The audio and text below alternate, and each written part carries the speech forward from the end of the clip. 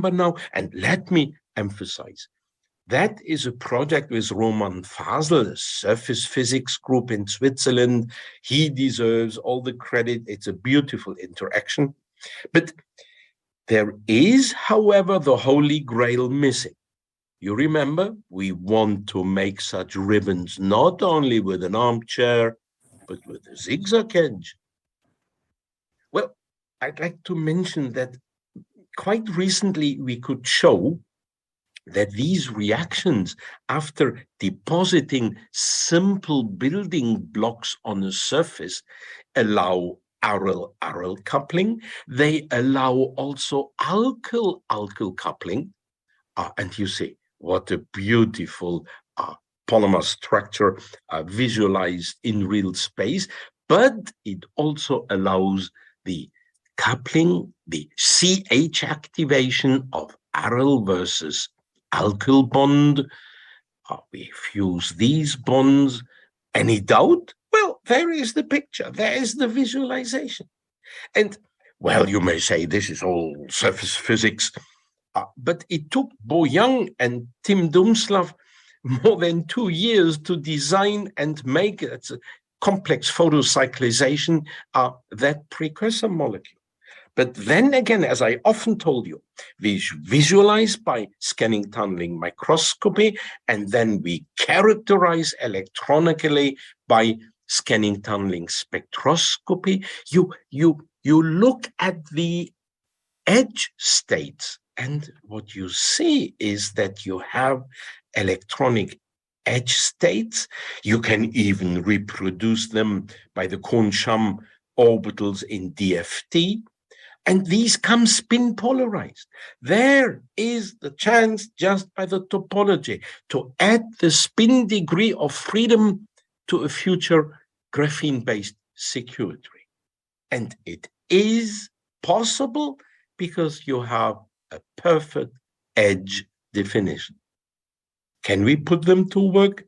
I will just mention, here is a work from Jeff Boko, where a field effect transistor is bridged by a single ribbon gap. And I could talk a lot of physics. Let me only mention one result. The on-off ratio is 10 to the power of 5 on hafnium oxide. And just consider, in graphene, you have values of 2 to 3 to 4.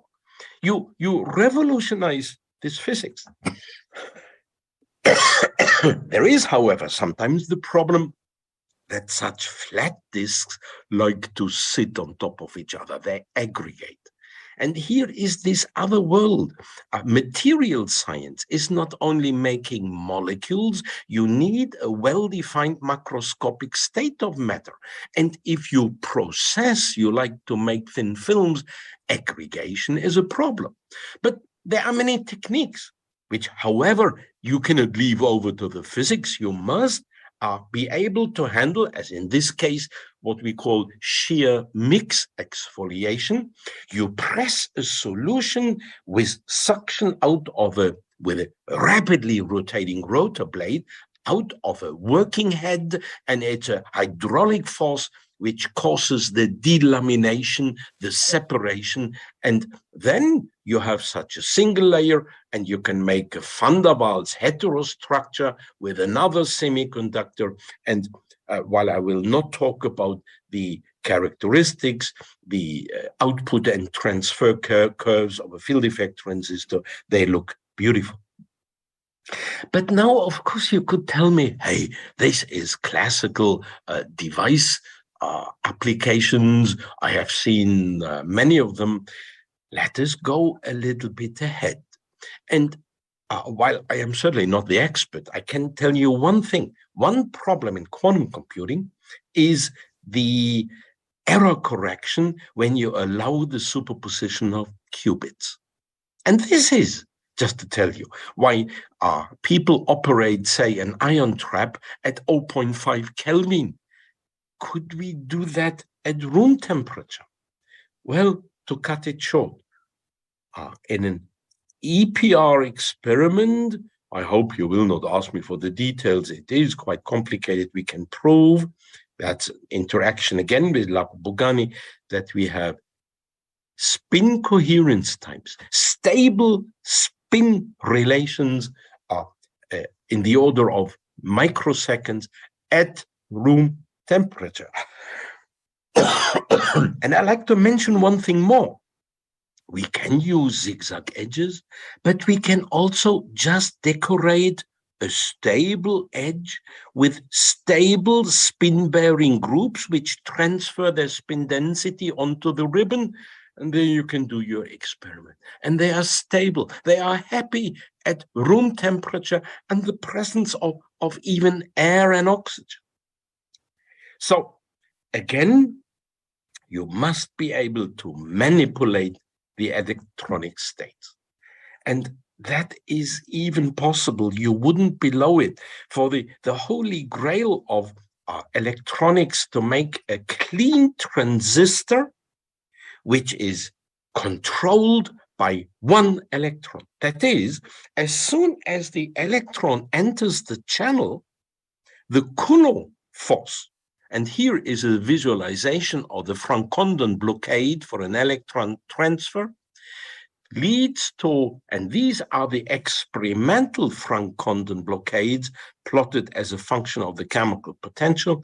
That is proof of a Franck-Condon blockade to give a single electron transfer. And that quantum experiment, let me emphasize this again, is only possible if you have your layer structurally perfect, but ultra soluble, because that is the only way of avoiding aggregation. Who is there speaking to me? Can I go ahead? Yes, sorry about that. Thank you. I will go ahead. Here is the last experiment. And sorry, if you feel that's a little bit too much leaning toward the physics. It is a new world of materials opportunity, but it's all chemistry driven. That is, it would not be possible even to go to the exciting world of topological insulators, where you have areas which in the same material, which are insulating and conducting. But this is normally, and all my respect to the inorganic colleagues, like where they have topological insulators like bismuth telluride, they are three-dimensional. We can do it for a single edge. And what we refer to, sorry, if you are not so familiar with the electronics, there is a simple model by Sue Shriver-Higa describing the interaction in a polyacetylene. And all we do, and this is an idea by Oliver Gröning, all we do, we use this to describe the interaction in an edge unit and across the width. That, however, once you please accept that as a theoretical background, which I will not outline in greater detail, you must be able to make these structures in real with the highest precision. And you see here a non-contact AFM picture where you have here a zigzag edge and where you have here a zigzag edge. But let me tell you, you can apply again a scanning tunneling spectroscopy, and it proves that you have edge localized states, which even come as topological insulating states. And they are robust toward perturbations now in the graphenic world. And what is the implication? Well, you know, we want to control the transport of electrons, but we don't want the scattering with multiple atoms. We want to control them, let them flow like on a highway. And that, again, when you need to control mobility, you need the right materials. That emphasis on the atomic precision of even the most complex topologies.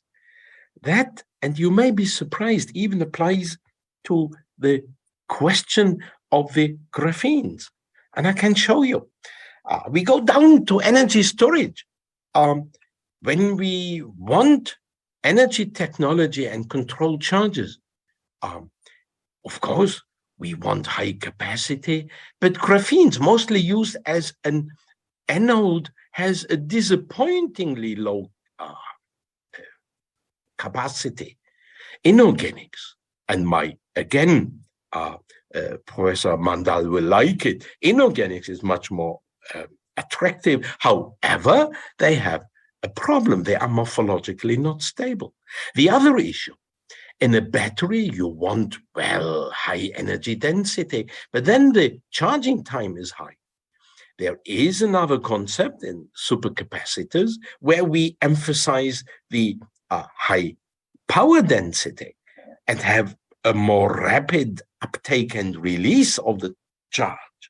And we believe that graphene, due to its ultra low thin layers, is particularly suited for rapid uptake and release.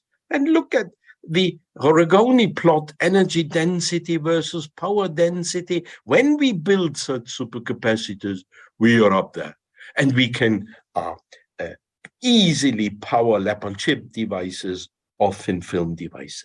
There we put it to work, but you must be able to make graphene thin, not aggregated, but with as few defects as possible.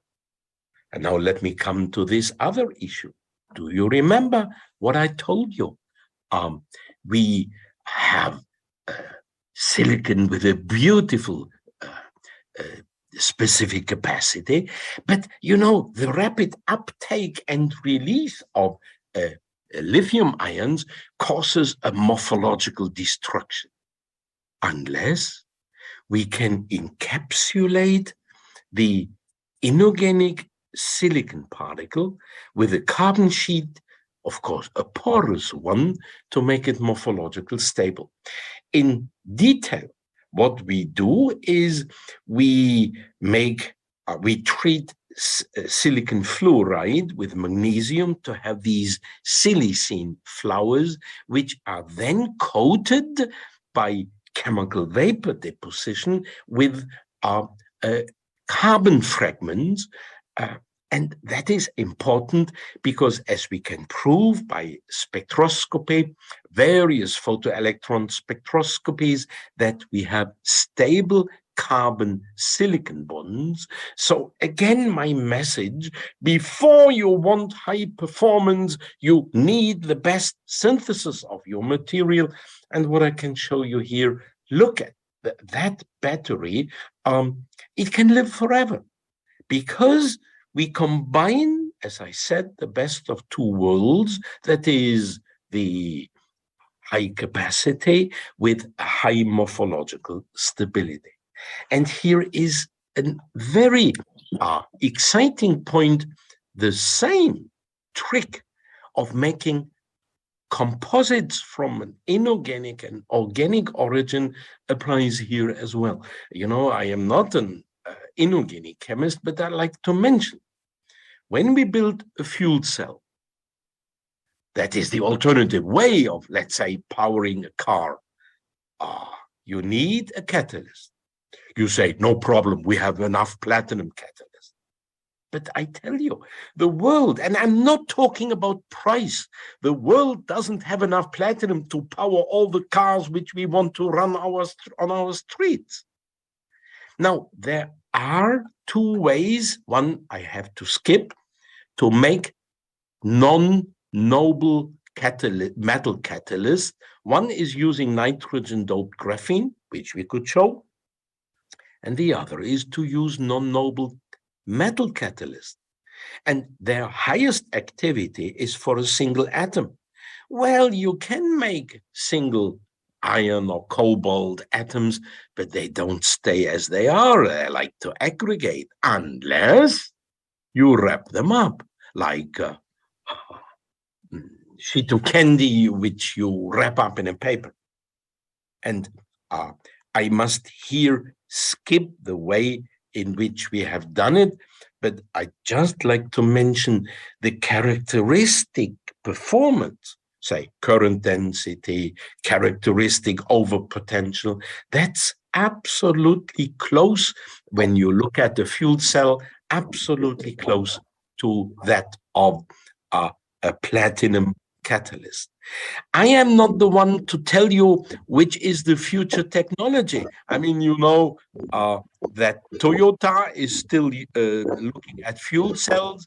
Volkswagen has been focusing on batteries. I will not know what is the future, but the chemistry must provide the material.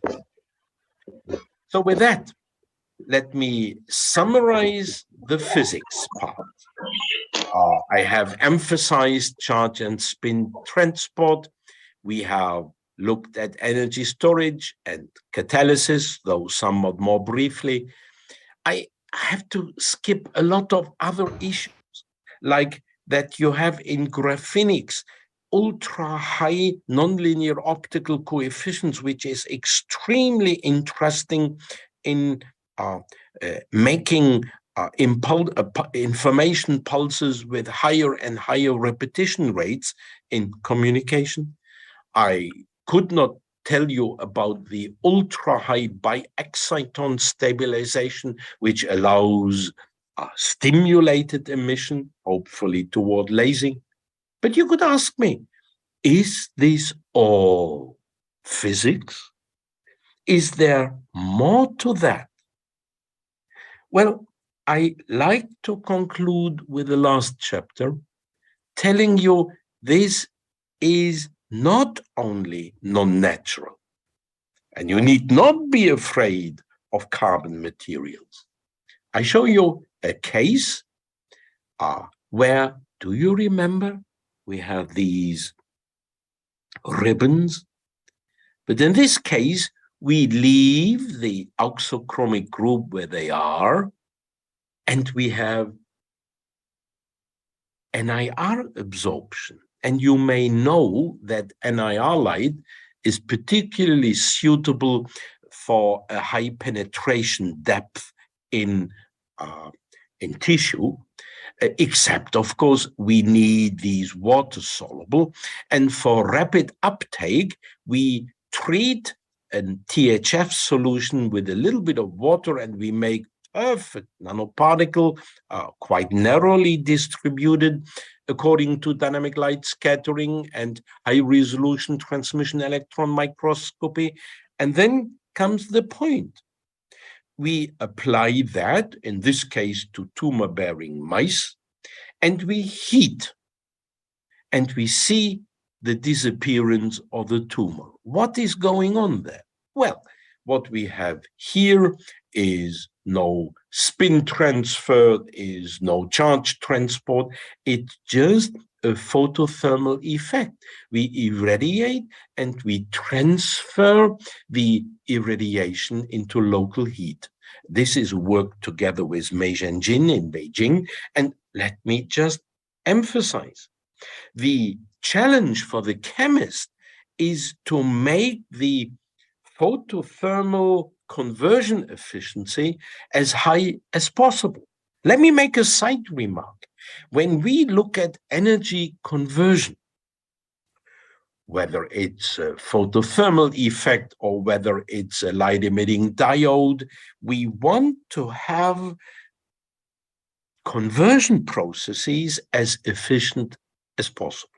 And here we have reached photothermal conversion efficiencies as high as 80%. But of course, there are many more questions. Could we use even more battochromic shifts into the NIR3 domain? Can we control the selectivity of the biodistribution, etc., etc.? But at that point, I'd like to remind you that the graphenic structures are always made from precursors. from dendritic precursors with twisted benzene rings. And Tam Nguyen and Brendan Hammer, they are both professors, one in the United States, one in France. We could make these beautiful dendritic structures, making nothing else than from twisted benzene rings.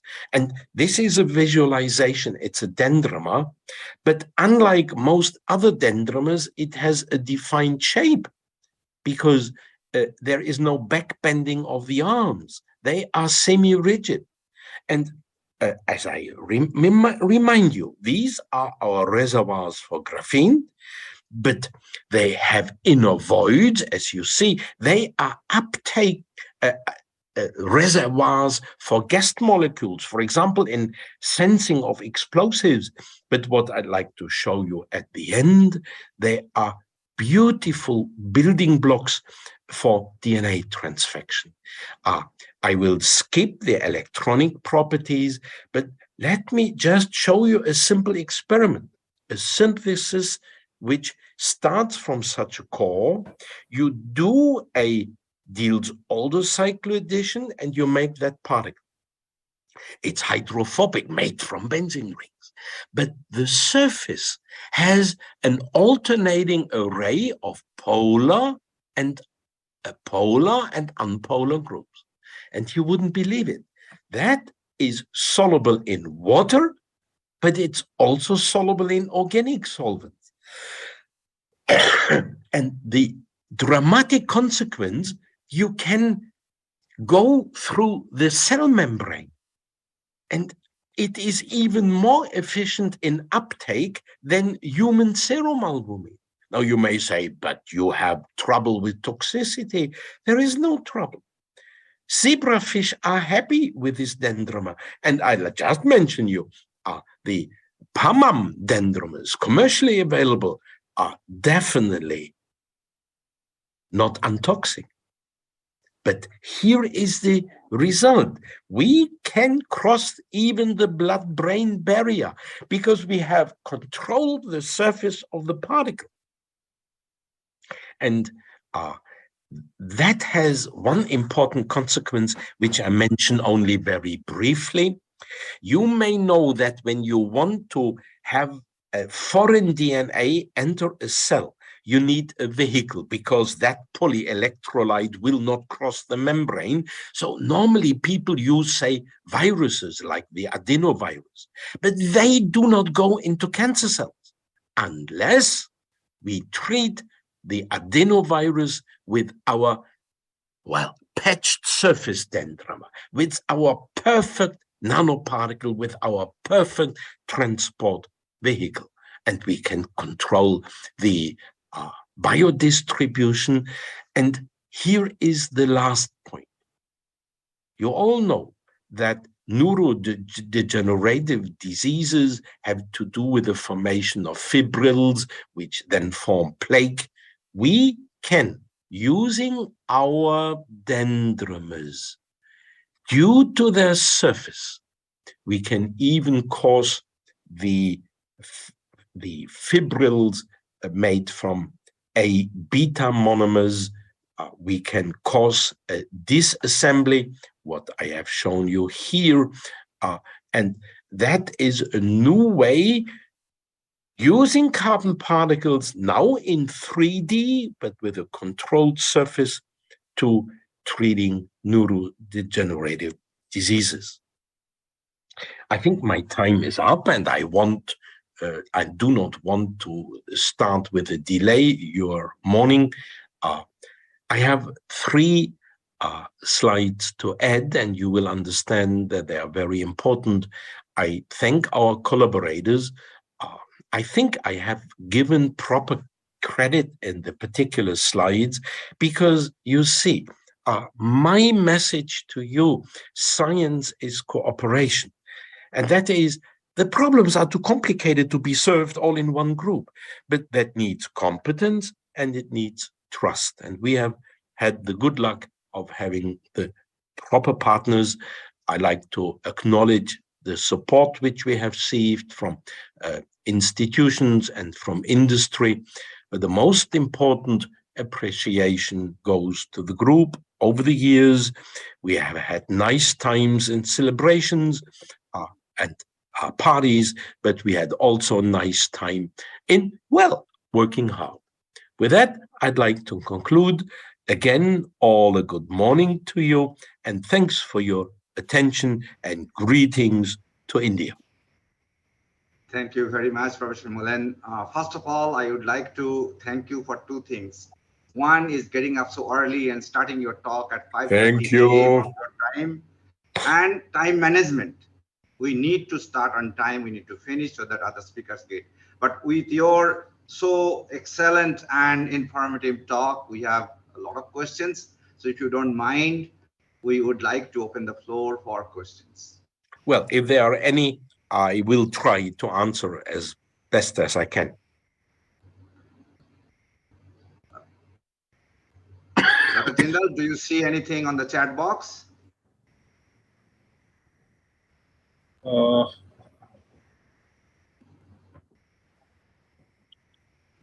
No, sir, nothing is there.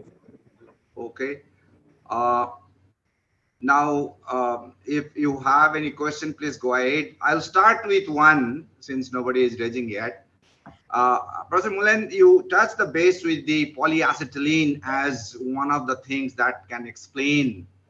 Now, recently, people have been talking about graphene is the next generation material over graphene. Would you comment on that? Well, I'd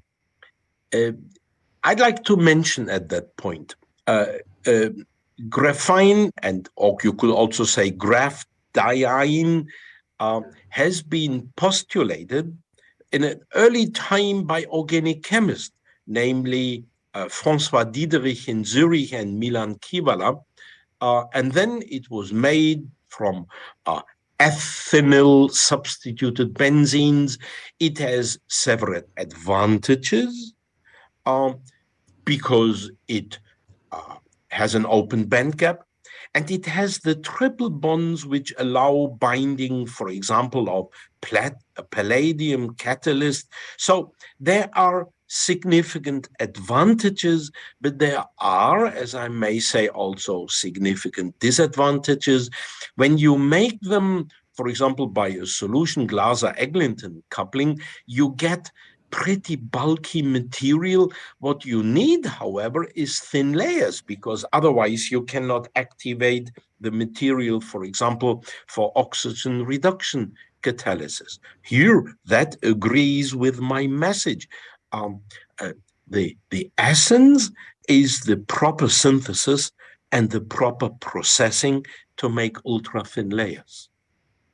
And by the way, you can also do it on a metal surface, and that, of course, guarantees ultra-thin layers. But let us face it, then, of course, you are limited in the amount of material which you can make. So you need to combine the best way of synthesis with the best way of processing. Thank you very much. Any other questions? Good morning, Professor. Sorry, there was just a terrible noise. Whatever you said, could you repeat it for me?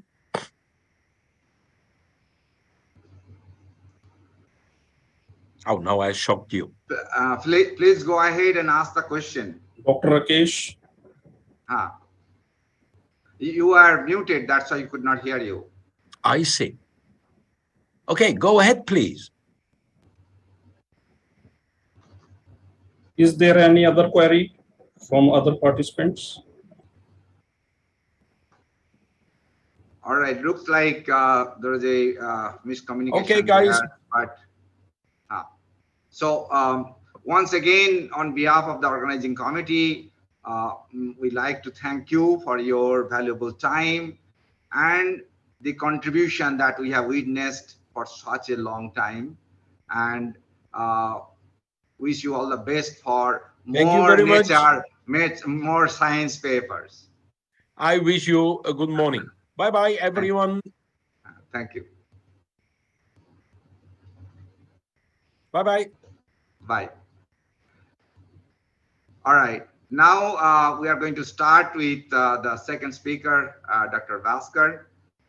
He has been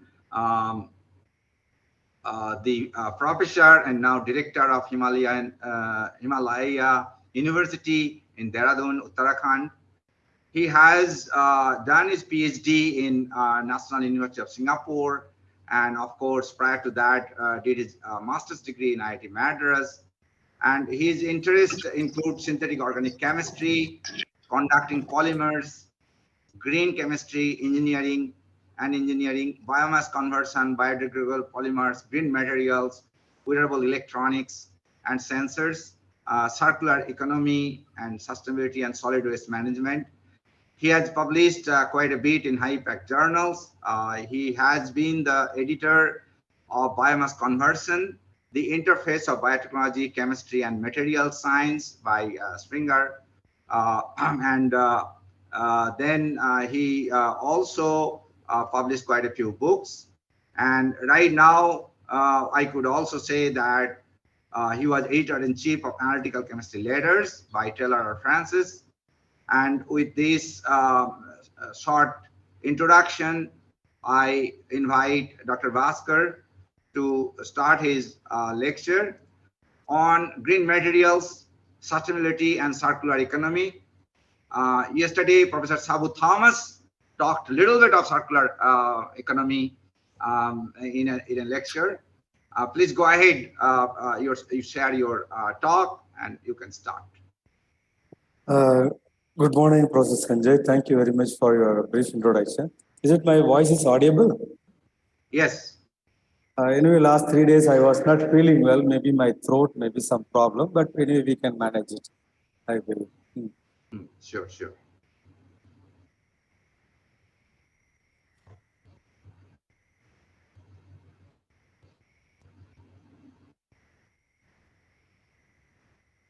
While Professor Bhaskar is connecting with his slide, I request all the people connecting to this online meeting to make sure that you are muted while the speaker is delivering the lecture.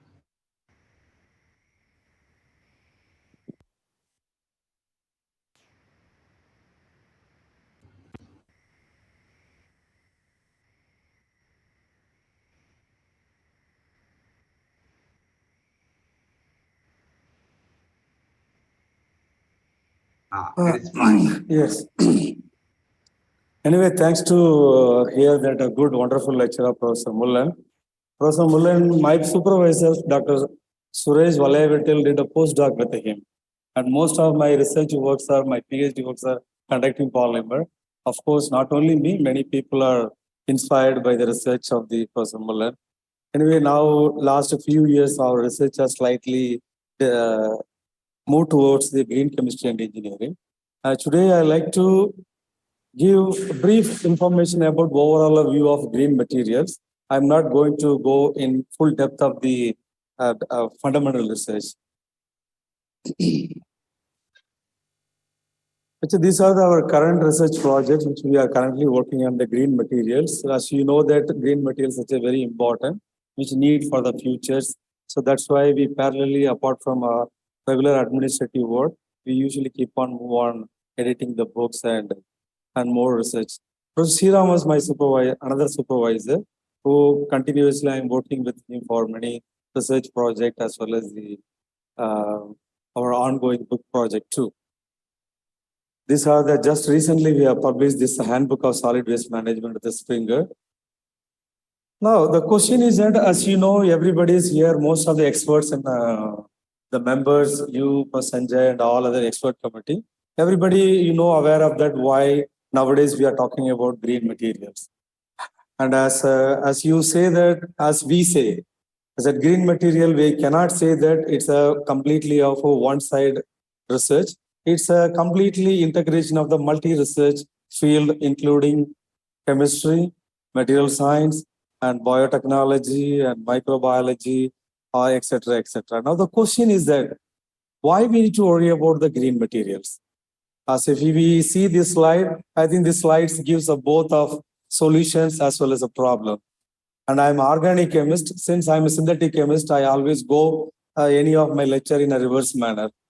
Due to the global warming and all other many of the issues, and as you know that everywhere we are using the plastic, because plastic is commercially available, easy, and most of the things are from the conventional polymers. So which we petro-based material, which as you know, everywhere we are using. And now the question of the degradability. So now the scientists are working out what could be the another alternative. So in another alternative, yes, of course, last 20 years, people are working in a different field, and how we can able to come up with the more. And green chemistry came in the picture, then engineering came, and now we have come out with the green chemistry and engineering. Now, as a chemist, I don't feel that only of the chemistry only we can able to achieve the existing problem. That is why the concept of sustainability and circular economy, bioeconomy, and all the things are coming up. So in this one, if we go, most of my lectures will be based on this simple slide. And I will try to skip some of the unwanted slide, and which is more important, we can able to move up. Now, as you know here, I think most of the people might be organic chemists, some of them may be inorganic, some of them may be physical chemists, some of them may be polymer. As you know very well, in the beginning, all the research are basically on the natural products, which we extract the material from there, we started to work on.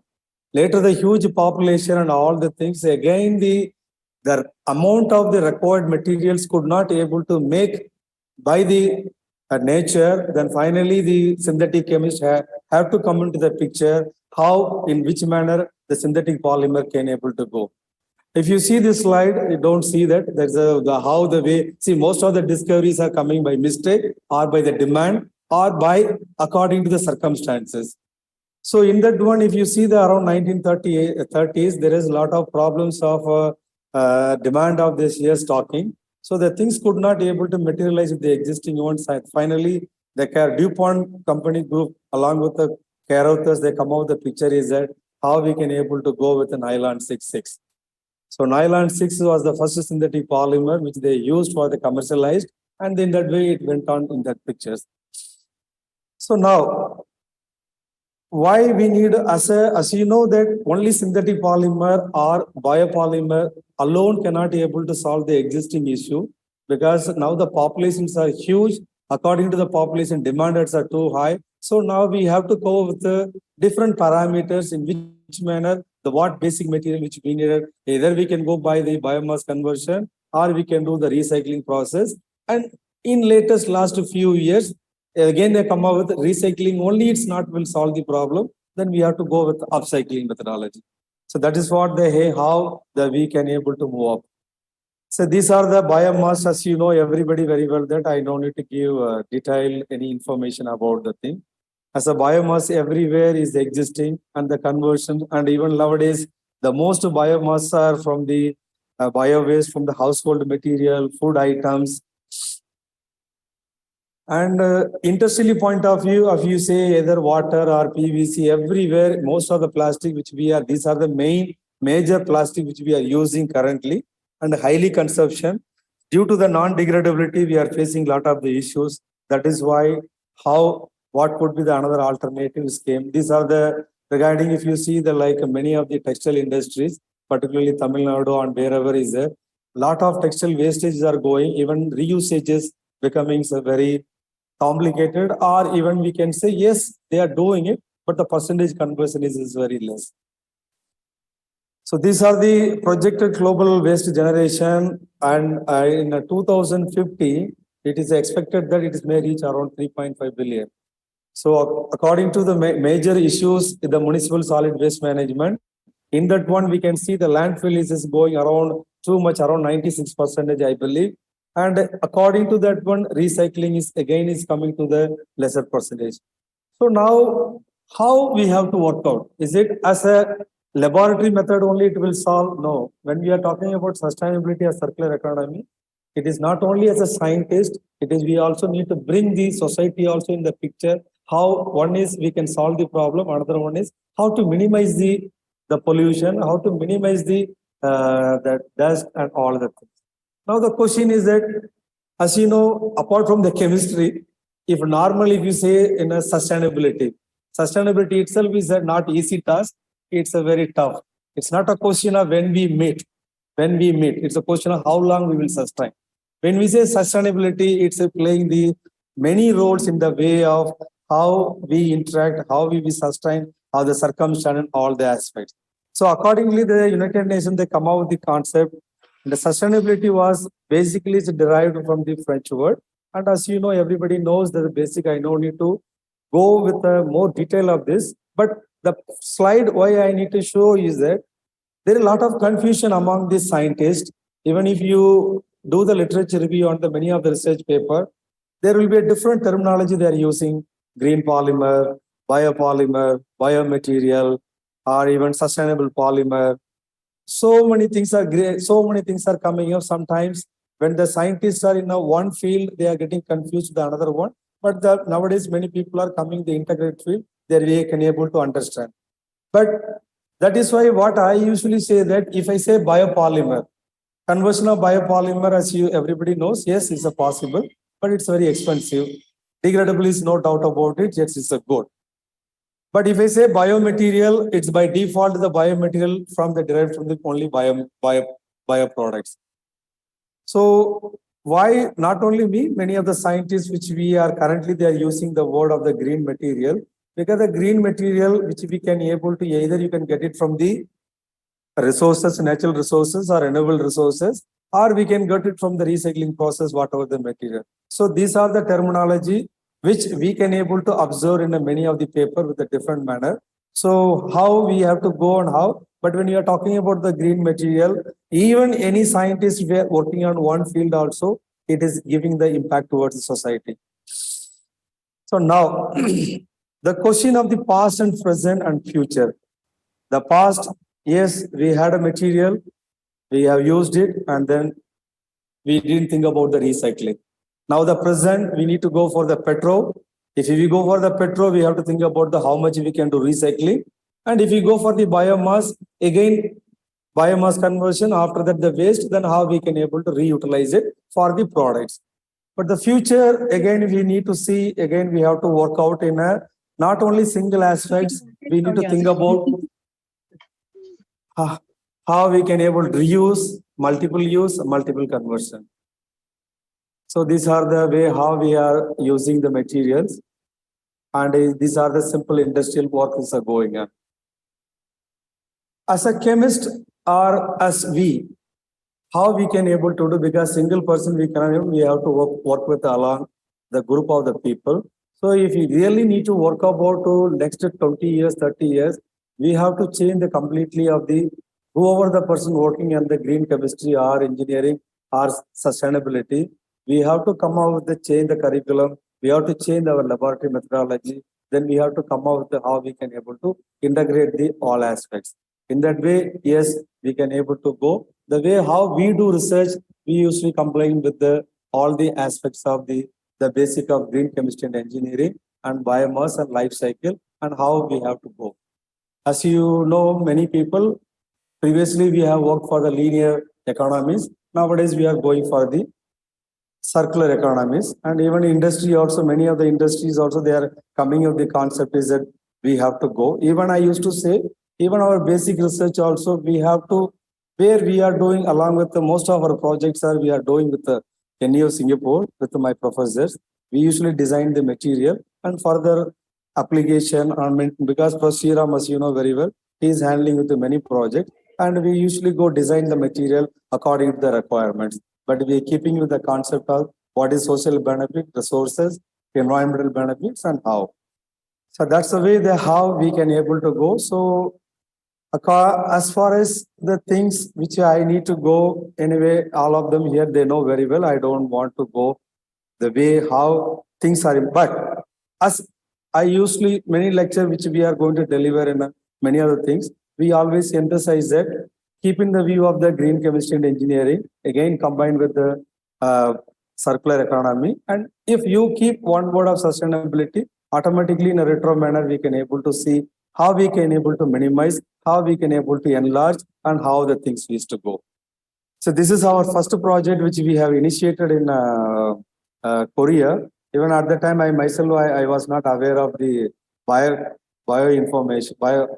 conversion, because I'm an organic chemist conducting polymers, we designed them. But while we started there, the project, it was a biofuel. So we have prepared the biobutanol, not only with a simple procedure, we have slightly modified with the incorporation of green chemistry. The project which we associated with the Korean petrol-based companies. What we have done is that why the book I have also made it. While I was having discussion with my postdoc chemistry and microbiologist, they told me that, sir, as far as the current report is a biobutanol production only 19%. So if it is go by the ABC fermentation, the catalyst becomes the poisonous. So that is why conversion of the butyric acid to butanol, it will not go above 19%. Then we come up with the concept is that, okay, let's we go for the production of the butyric acid by using the ABC fermentation. After that, we have used the by using green catalyst, we converted from product butyric acid. That it will come out with a very good. And then after that, I thought biomass conversion, we should emphasize not only for the biotechnologists, chemistry also need to come up with. This is where the book was published in one of the top most. So when we are talking about the biomass, any lignocellulosic biomass only the most important, which we ourselves working in the last 10 years of these areas. As here is a lignin is facing the big problem, it become the more enemies also for the conversion. That's why we have to segregate the whichever the biomass and which we know the cellulose and hemicellulose. Then we can able to come out with the product, which molecule we need to divide, and accordingly we can come up. Of course, lignin also not a bad. From there also we can able to convert to the beautiful things. Even a few years before we had our own project also, how we can able to convert the material from the lignins. See, right now we are also mainly focusing on this project is that if it's the current recycling process is, as you know very well, it is easy to express. But the conversion of recycling, it's involved a lot of problems. And again, more researches are involved, more things need to be done. If you see the existing 91% are going on, but the conversion recovery is around 8.8%. Since most of the application we used to go for PET or PE, that is why problems are coming. Now what we are doing is that we are going with by using not only by the recycling, we are converting by using the upcycling process. In that upcycling process, we are getting the monomers. From the monomer, again, we are getting to, not many scientists are working on this field. And even now, industrially, we are thinking how we have to move in this aspects. Now, this is how this circular economy, which Asi already, he told it was Sanjay. Yesterday was, he already, I think many other people. This is a simple concept how we have to go. If I say reuse, repurposing, again you go for the multiple aspects. In that way we can able to move up. So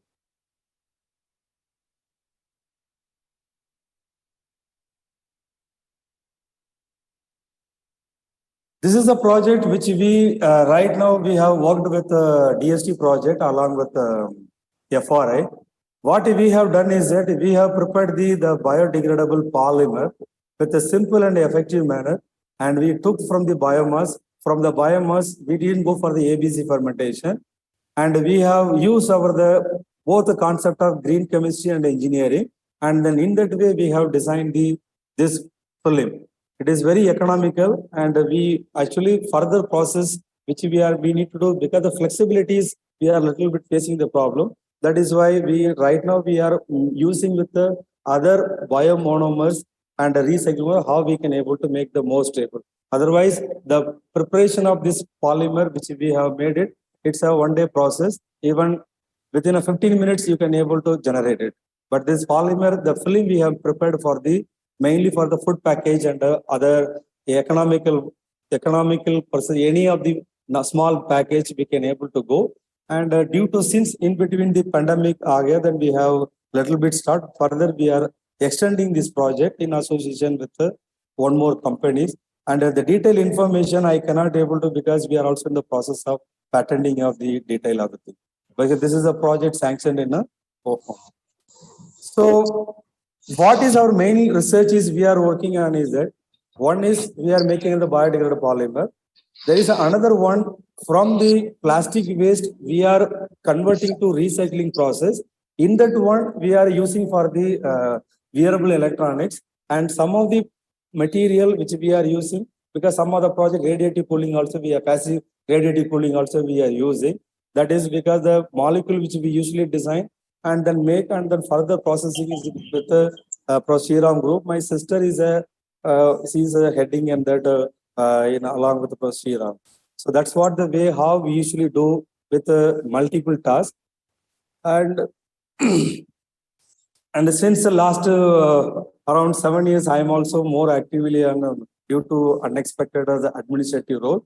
But at the same time, I am not skipping of any of the research and parallelly it is going on. So we are doing many works and we will come up with more. And I am not extending many of the more of the things and how, but I am ready to answer.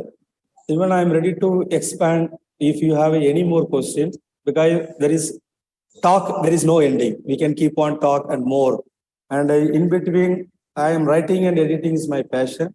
I usually do many books. So these are the publications from our group side. And I always end of my research, since the time consumed, I have to see the time limitation also. This is my famous slide wherever I go. This is not the end. It is not even the beginning of the end. It is perhaps the end of the beginning. And with the spirit of the love and dedication, willpower, and creativity, hard work, everything is possible. Now the question is that, or even I say, in order to save the world, in order to make the more green, in order to make, it is talking and research only, it's not in a solution. It is the question is that how we will bring the society along with how we can able to minimize the wastages. Because even if you see our own home, we ourselves is throwing the wastages in a combined together, because collecting wastage is not an issue. Segregation, separation and purification consuming more energy than further conversion process. This is what my request to all of the members is that we not only work out for the research publication research, we also need to be the part of the society, how we can able to improve and minimize the wastages. In that one, how we can able to, through the as a one of the references resources person for everybody to save the society. That's what the brief lecture of my presentation. I am very happy to answer for any of the questions if you like to have. Thank you very much, Dr. Vaskar. It's a wonderful thing to understand that in addition to your administrative job, which takes majority of time, you have done a lot of things. And more importantly, what we hear is the great principles of green chemistry and recyclability of materials. As Professor Bhaskar said, please go ahead and ask questions, and one at a time.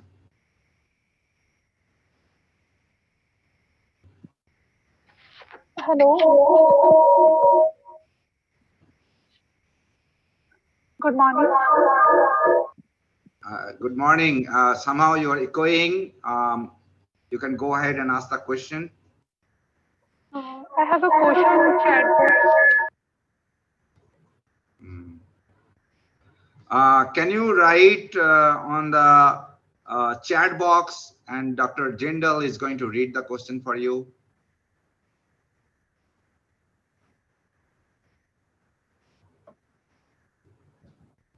Sir, may I interrupt you? Hello. Yes. Yeah. Sir, actually, I have a basic question of biofuels.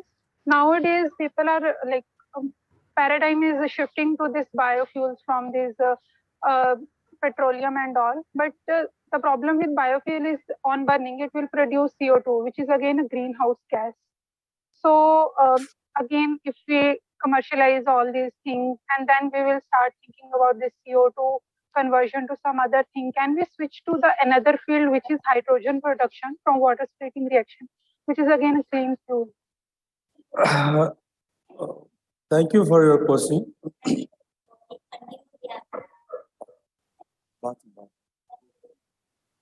Thank you for your question. See, actually, the biofuel, it's a hydrogen storage, hydrogen production. It is not an issue. Even many people are also there working on it. Even when we are in a Korea, we have also produced the hydrogen production. And yes, this is one of the good resources. But according to existing population and demand, the requirement, with the hydrogen only alone, the problem will not be solved. But that's why if you come back to the biodiesel or biofuel, in a biofuel, as of course, biodiesel is a part of biofuel. In a biofuel, if you see, taken a biobutanol and bioethanol. Biobutanol is almost equal to the demand of the petrol, which can able to fulfill the things. But the bioethanol is that the efficiency wise not it is coming up very effectively. That is why many of the countries which they are only the replacing biobutanol.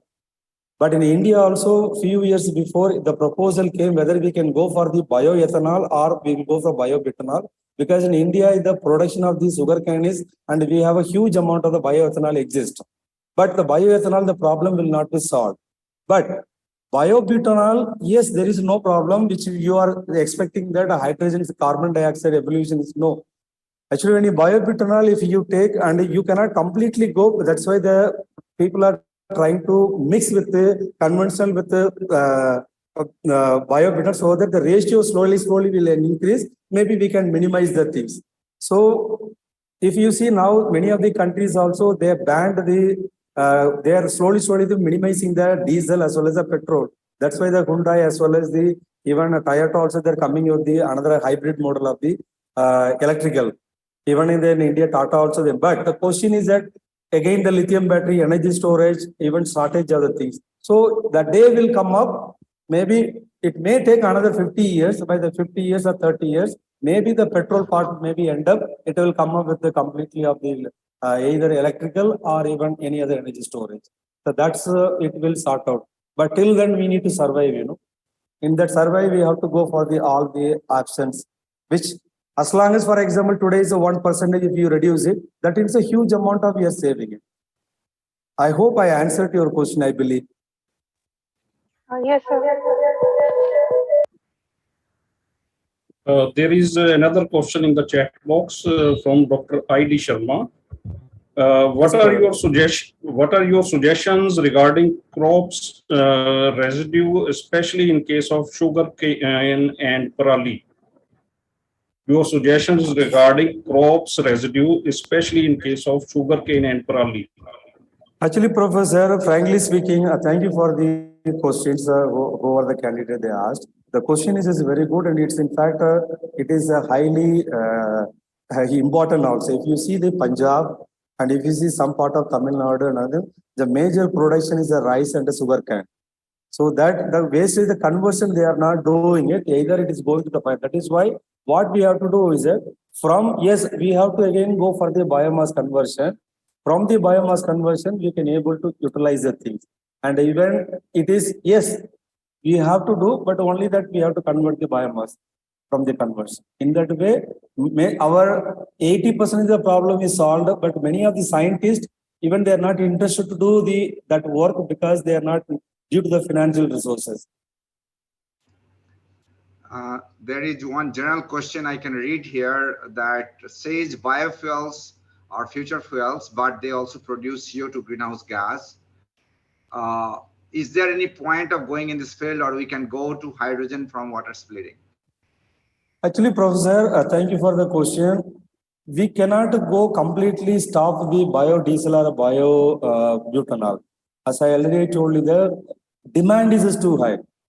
In a simple word, if I say that we are 10 people, we need a minimum 10 liters of water, but by another method, we can able to produce only 1 liter, then how we will able to sort out the 9 liters of the water? So that is why hydrogen storage is not an issue. Yes, we can go, but completely we cannot able to ban the biobutanol or even biodiesel. We cannot. So what is the alternative is that, but see, if you see that when we started mixing the biodiesel, then petrol ratios are slightly coming out, even the pollution rate also coming down. And if you see my first slide, and if you go for the biomass, the degradability and how it is utilization, and even the conventional one, how it is coming on the problem. So hydrogen storage alone will not solve the problem. It has to go. That is why now as I previously I told for the question, electrical method is another one of the best method. Even now Reliance also they're coming up completely to changing the lithium battery, all the towers. But the lithium battery consumption also, it is not, we have to make more. Requirement is a major, material availability less. That is why all methods are important at present stages. But slowly it can go up. Yeah, Minimum it will take 10 to 20, minimum 10 years it will take, Professor, if you want to completely shift. Sir? In fact, when the ethanol-based biofuel came, even Amazon forest was getting into cornfields, and then it was realized that, as you mentioned, ethanol fuel is not going to come up. So it is multiple ways to do it, as well as we learn from those research and activities. Go ahead. One more last questions for Dr. Bhaskar. Yes. Professor Bhaskar, there is another way whereby we can convert biogas into water shift reaction, and from water shift reaction it can be converted into for energy storage as well as for uses. Through the Fischer-Tropsch process, we can convert it into another. This is also an upcoming field for conversion of biogas into energy conversion. Yes, madam. As a laboratory level, this is yes, it's work out very good, no problem. But industrial level, madam, there is a lot of problem we are facing. Just one simple, because the processing, it looks green, but we have to see how much amount we are spending. What was the outcome? From the outcome, what was the benefit? So simple method, if I say the mechanical processing. Why the mechanical processing we are facing? It looks good that, okay, I took a PET, from the PET, I converted to another replastic. But again, we are investing a lot of money for that one. Reason is that is why the last 5 years, recycling and upcycling process come up. They are minimizing the mechanical recycling. As a simple example, I'll tell you, take in a water bottle. The water bottle, huge is there they are in a kabadiwala, they are taking. First, they have to clean. There is an energy consumption. Again, they have to cut down. Again, energy consumption. After that, again, they need to melt it down. Energy consumption. Then we need to come back to the fiber. After the fiber only, then we'll go. So as a laboratory, it sounds good, is that yes, this method is good. As an industrialist, if I calculate, I have to see how much money I'm investing and the time consumption. So that is why many of the industry already which they are existing, it is a crores of crores they involved. They are not interested to rechange it, because if they want to rechange, again they have to invest more money. So that is why what I am suggesting is that your ideas is no doubt about it, is good. Yes, but again it takes some time. Again, how we can able to minimize the expenses. For example, biogas. What is another problem they are facing in many of the villages? That if the biogas, whatever the animal wastage is there in the biogas, the smells are coming out, and many of the village people are again facing the problem. From that, we need to convert. From there, it is easy. But yes, it is one of the way we are reducing, finding the alternative, but it is not only the solution to solve our existing problems. Sir, if we are talking about this with respect to circular economy, because yes, through biogas or various resources, methane is also going. So methane plus carbon monoxide, then conversion into this. So in that way, if we look both the aspects, environmental as well as energy, that's in that aspect I am asking. Yes, madam. That is correct. That will work out. That's no doubt. Even regarding the hydrogen, I am also telling the slightly, if Professor Sanjay, if you give me permission, I can take 2 more minutes for her hand. Actually, madam, that's when I was discussing about the biobutanol conversion, I told you the problem is that what? Conversion from biomass to the butyric acid is 99%. No issues. From that butyric acid to the butanol, then we need a hydrogen. The nature of hydrogen can able to produce only the maximum of the 18%, because it does not have the another 80% to convert from the butyric acid to butanol. But the problem, if one more percentage exists, then the catalysts are becoming the poison. So that is why your methodology, what they usually do, hydrogen, they'll prepare the separately from this methodology, the hydrogen. From there, then again, they will convert to the another conversion where we required either we can utilize for our energy storage or we can utilize the hydrogen because demanded for many applications. So everybody they are trying it, but yes, once we combine everything together, we can able to see, if you see, madam, last 10 years, so many growth because everybody involved. Previously, only few people are involved. Now that's why many things are coming up. Thank you, sir. Thank you. Thank you very much, Dr. Shodh and Dr. Bhaskar for this wonderful discussion. I request all others who have raised questions to directly communicate with Dr. Bhaskar or Dr. Jindal could do that because we have to maintain time. We again thank you for your time and the lecture today. Now we are going to move to the last speaker of the session, where Dr. Devdulal Saha, who is a principal scientist from the CRSI, CGCRI Kolkata. He's working in the Functional Materials and Devices Division with a master's degree in ceramic engineering and PhD in material science. He started his career and he has contributed tremendously. As you will hear, one of the pioneering work on the moisture and gas sensor he's going to talk about. He is live members of Sensor Research Society of India, Materials Research Society of India, and Indian Ceramic Society. He has handled several projects, but he is Young Scientist Award, Best Industry Oriented Research Work, an outstanding scientist in sensor system in 2017 are noteworthy. With this brief introduction, I request and welcome Dr. Saha to present the talk. Can you hear me? Yes. Okay. Thank you, Professor Mondal, to introduce me, and thank you, the organizing committee members and chairman, for inviting me for such a wonderful conference. So, myself, Dr. Devdulal Shah, I am from CGCRI, and my division's name is Functional Materials and Devices Divisions. As we works on different types of sensing materials, followed by device fabrications and some actuating materials, some biosensing materials also. Now, I'm presenting here on the nanoporous dielectric thin film capacitive sensor devices for industrial applications. So, now what is sensors? Normally, the sensor is a device which is sensitive to some physical parameters. Let us now start. The visible variables are light. If the light, the sensitive devices are photodiodes, and if the heat sensors, like negative temperature coefficient and positive temperature coefficient thermistor.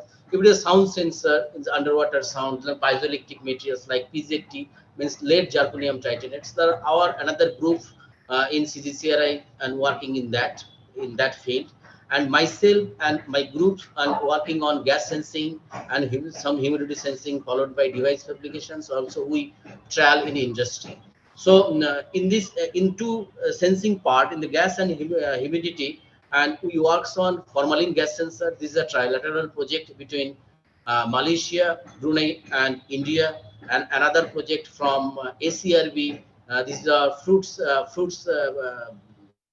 acetylene sensors, mean carbide sensors. And now, Dr. Saha, sorry, yes. Your slides are not moving.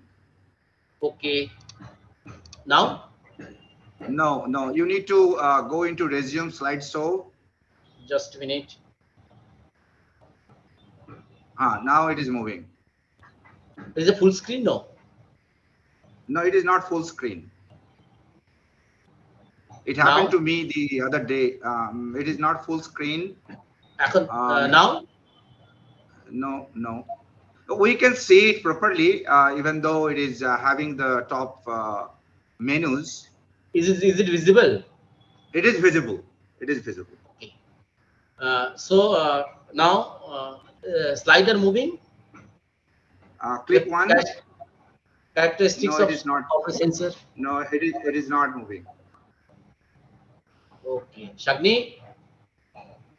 Just a minute. I'm again. Now it is moving. Now it is. Acha. Again, I'm sharing. Okay. I think some problem is there.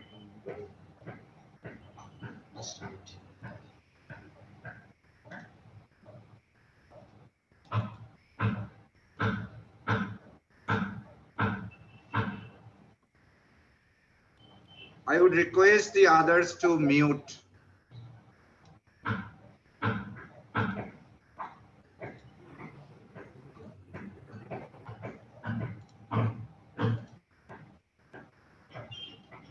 Is it moving? No, not yet. Your full screen is also not coming. I don't know. For whatever reason, I had the same issue the other day. It is moving. So please do one thing. You minimize the left bar, and then we can have this. Now you go ahead. Now it is seen that characteristics of a sensor. Is Yes, it okay? yes. So, and before that, from this here we now start. So any sensors, any chemiresistive sensors, or maybe capacitive sensors, or any biosensors, the few points, special for these points, are very important. Those are working in the sensor field. Now, first of all, the sensitivity I am not explained for every point due to shortage of times. I am the point that this point is very important. Sensitivity and cross sensitivity, resolutions, range of the sensing, the linearity, how much the linear, then hysteresis, then the loss of the hysteresis part, and the response, how fast response the sensors, and how fast recovery the sensors, and the repeatability. The repeatability is a same resolution part, then is okay, then drift over the time for weeks and months and every year, and then environmental stability. So now we are working now. I'm presenting here only the humidity sensors. I'm not presenting the gas sensors. So humidity sensors are basically three types: capacitive, resistive, and thermal conductives. And there is a physics inside this. So in the left side is there. This is a capacitance C is directly proportional to epsilon R. Epsilon R is a dielectric constant of this material, and epsilon is the air dielectric value, and S the effective electrode area, and is the distance between two electrodes, means thickness. If it is a thin film, this capacitance value is high, and so effective electrode area also depends on that, and the dielectric constant also depends on that. So in between two parallel electrodes, one sensing layer, mainly dielectric layer, is that, and this dielectric is response for humidity sensing. So the principle is that when is it moving, sir? Slide is moving. It is moving. It is moving. Okay. Thank you. Now the moisture absorbed by the metal oxides or some functional materials in the pore and changes this dielectric constant. So in fact, the materials have some dielectric constant value, and water molecules have some dielectric constant value, and these are fixed for 80 for water molecules. These are polar molecules. So when condensation takes place on the porous structure of a functional materials, since the effective dielectric constant of the material changes, so capacitance also changes. And the porosity is the main parameter for it. Is the either it is the sensing for ppm level of moistures or in the humidity level of moisture. ppm level of moisture means few amount of moisture molecules condensed present in the dry air, and whereas the humidity is a huge amount of moisture present in the air. So these are clustering forms of the through hydrogen bonding of the water molecules for humidity sensing application. So porosity determination is very important, whether is the humidity sensing part or the ppm sensing part. So now the water molecules having this is a V-shaped molecule, and inside this 108 degree between angle and hydrogen, oxygen and hydrogen. So when is it stretching in three ways? So see 6 degrees of freedoms in a part water molecules, and this is a porous structure of the functional materials. And if it is entered in the porous structure, so the degrees of freedoms is the collapse and the going to be 0. So changes its phase from vapor state to liquid state, and the effective dielectric also changes, so capacitance also changes. Now, not only the porosity is the main parameters, but also several parameters also is important for moistures and humidity sensors. And the contact angle, excitation frequency, and the pore size and distributions, also the moisture content in there already explained. And see the contact angle, if it is less than 90 degree, so easily absorb on the surface. So we choose or we select that type of functional materials. Those are inside this pore. When the motor molecules enter the porous structure, the contact angle must less than 90 degrees. Otherwise, not condensation take place on the porous structure. So now question, why ceramic sensors? Why ceramic humidity sensor? A lot of humidity sensors are market available. Everybody know in wall clock, in the wall clock humidity sensing is mounted, but all are polymeric sensors. But we developed ceramic sensor for some different applications and different application area also.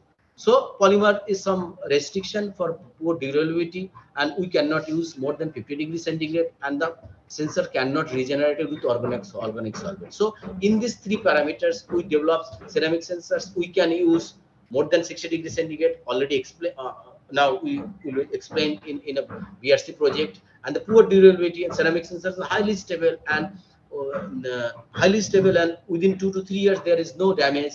And if it is damaged by different oily or greasy type of materials or any dust materials, then we can generate it or wash with organic solvent like acetone or isopropyl alcohol, and again we use this type of sensor. So this part sensor we can use at least 5 to 7 years. But polymer sensor, one is used, one is the damage, they cannot regenerate it. So that is why we developed some ceramic type humidity sensors.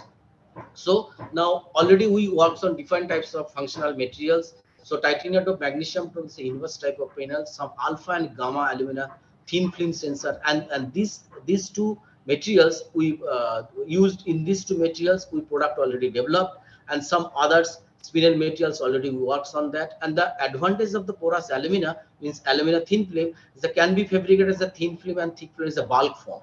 So industry can use our patent to this process, and crystallographic disorder is very less because alumina is a highly stable materials, and the stable long-term temperature, long-term stability up to 200 degrees centigrade, there is no destroying the sensors, and the repeatability and recovery time is less as compared to other materials. That is why we choose this type of materials.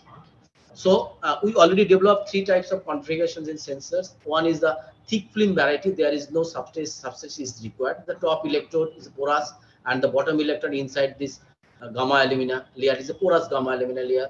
And is another variety is a thin film type. There's a substrate is required because thin film is a 300 to 400 nanometers thickness. The film is deposited on the substrate. And another is for special application is cylindrical types. Cylindrical type of sensors, because some if in these sensors if it is not recovered properly, then some heating arrangement is required inside this sensor. So these three types of sensor already developed and trial in industry. I will go through the details. So first of all, the substrate development, there is old one, solid plate by pressing. This is old technique. Now is a new technique, is a tape casting machine, but this is not very new. This is also old, more than 10 years. The tape casting machine, we can produce for single vase more than 100 substrate at a time. And the longer the tapes, we can base 200 substrate at a time. So this tape casting facility we have. And now another is that we developed the cylindrical types for different diameters of alumina tubes used in vermicelli. It's a green process, and this already patent this technology because this diameter of the tube is not available in the world market. So this tube also is fabricated in our lab and patented it. So now the preparation of the alumina tape for substrates, very easy process. And the alumina powder is a market available along with solvent, some dispersants added, and ball milling is required 15 hours. After that, we add some binders, plasticize the homogeneous, forms a slurry. Further ball milling and de-airing for a lot of bubbles interact in the slurry. So for de-airing, then we cast the sensor. This is a green alumina tape, and as per your requirements, we cut it through knife or blade, and then we sinter in a furnace. As per your choice, then you can cut it. So it's a cylindrical type of cylindrical substrate we developed and already patented. Now, and this is sensor fabrications. This is a cylindrical types of substrate, and along with that thin film developed, and inside this heater is generated. And this is special applications for transformer filter units. I'm explaining details. So the preparation, our thin film preparation by sol gel process, everybody knows sol gel is a very cheap process, not very costly process, and we used here is the organometallics compound because the organometals is very pure as compared to nitrate, carbonate, or sulfate type of materials. And the process is the dip coating, spin coating, and this type of dip coating and spin coating we develop the thin film or sensors. Next. Just, sorry. Yes, and for relative humidity generations, this is available in the net also. If you want to 100% humidity, then water is used. If is required the 0% humidity for a confined container, the silica gel is required. And this is a standard solution which is generated different percent of humidity, and along with some secondary meter also available for monitoring this humidity in the closed chamber. So now preparation of the aluminum sol, and we used here organometallics compound. So aluminum secondary butoxides, and this is hydrolysis at 90 degrees centigrade by peptizing with concentrated HCl, and for refluxing to remove the 2-butanol as a byproduct, and then we produced a clear aluminum sol. And this sol we can use either bulks we can use for coating development. If you want to use the powder also development, or whatever you want, you can use this type of sol. Now we used this type of sol for thin film development. First of we required, because the electrode is a parallel electrode, the 2 electrodes is required in between this gamma alumina layer. So first of all we used initially works on the gold paste, but the gold paste cost is very high. That is why we shifted from gold paste to electroless gold plating. Electroless gold plating, the cost is less because there is a gold electrode. Gold electrode forms a green state. After firing, this is you'll understand, the bottom gold electrode.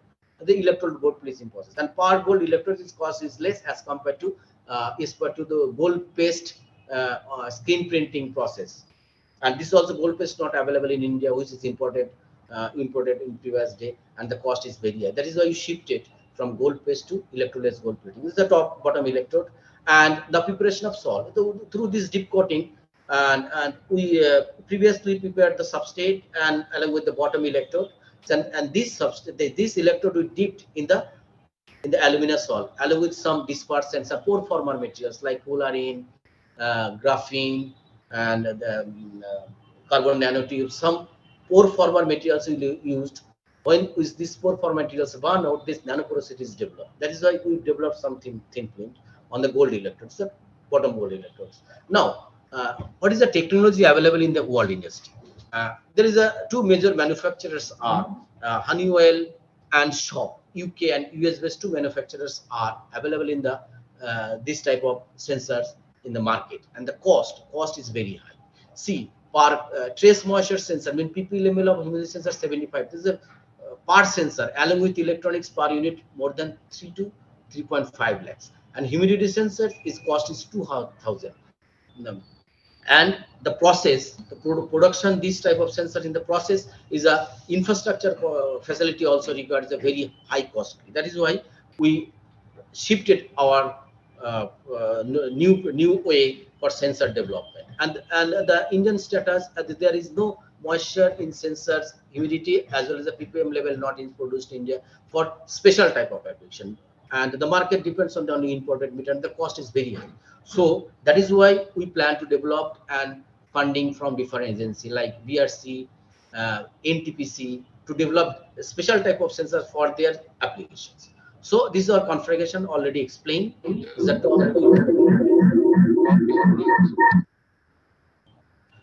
a 2 electrode along with this bottom functional materials like gamma aluminum, the porous structure, and as compared to foreign or imported sensors, there's a 2 to 3 points is very important. Imported sensor cannot use more than 60 degrees centigrade, but our sensor already tested is 150 degrees centigrade, and this is important for special applications. And the another part is a very cheap technology, which the cost is very high part of sensors. Another part is it can be regenerated, already explained, because this is a ceramic sensor. So one you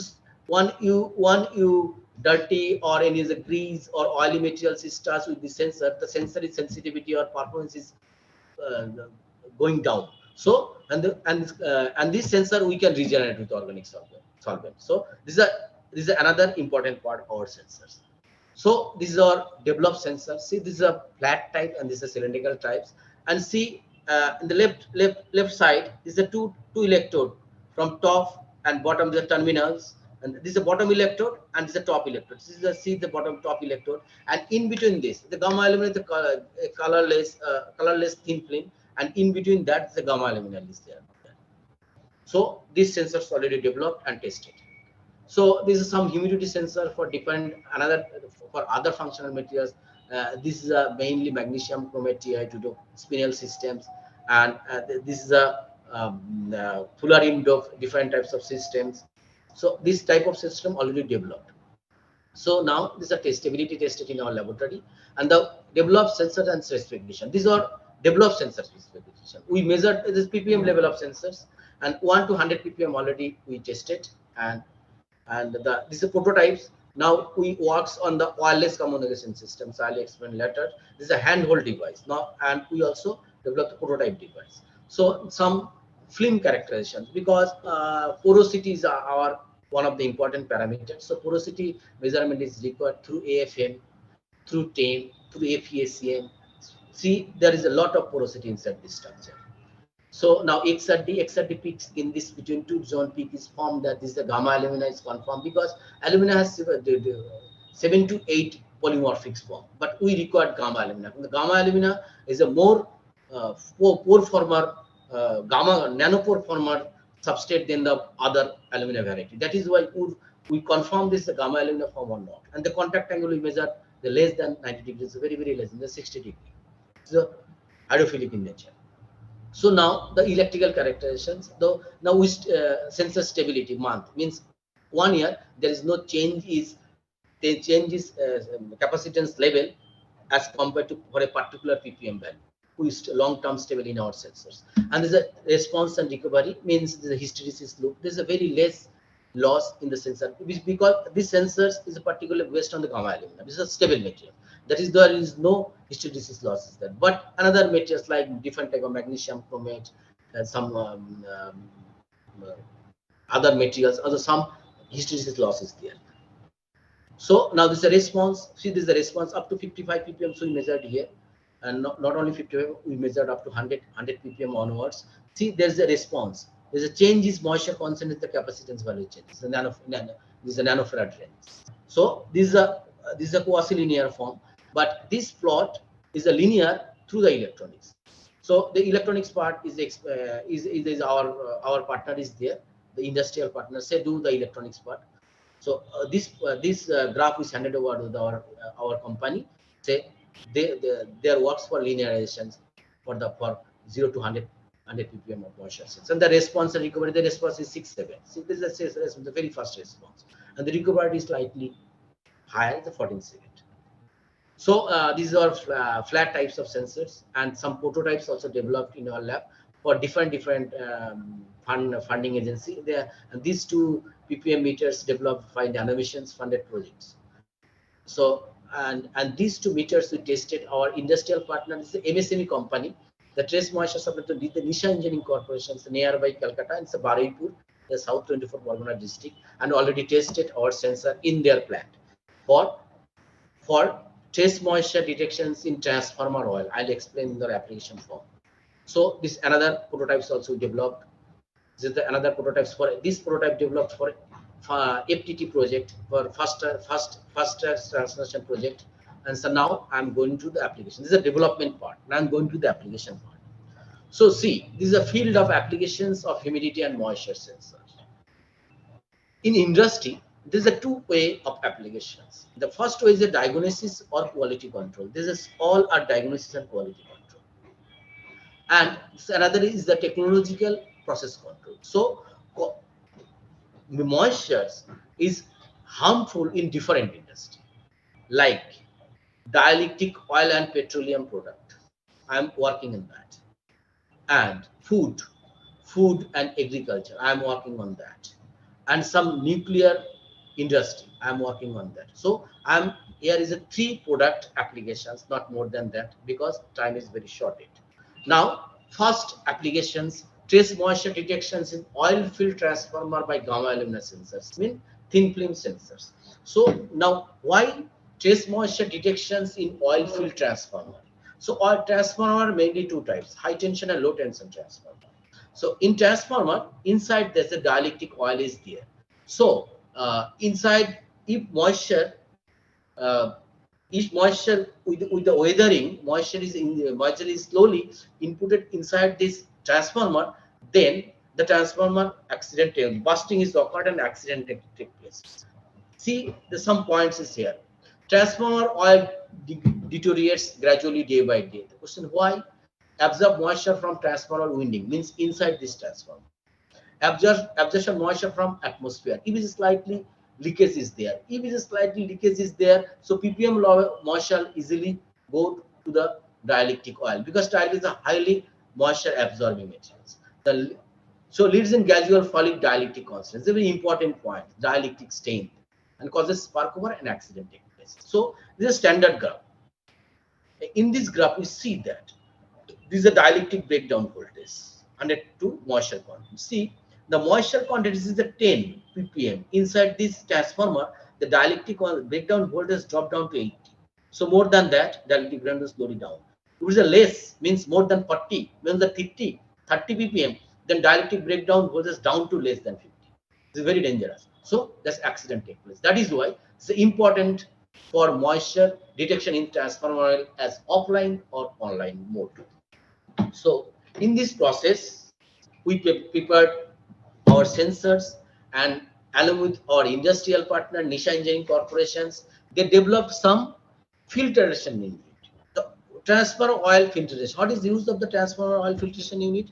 Actually, if you see the different industry, oil industry, different thermal power plant, railway, coal field, everywhere transformer is required. Without transformer, we cannot run the industry.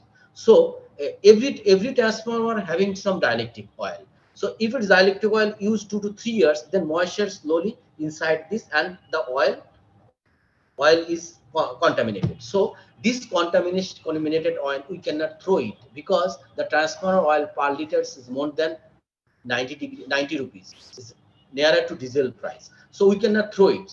Thousands liters of oil we cannot throw it. So they are purifying this type of instrument, mean this type of filter unit. That is why Nisha Engineering developed this type of instrument, and along with that, in the vapor state, we developed our mounted our sensors and measured the moisture concentration inside this oil.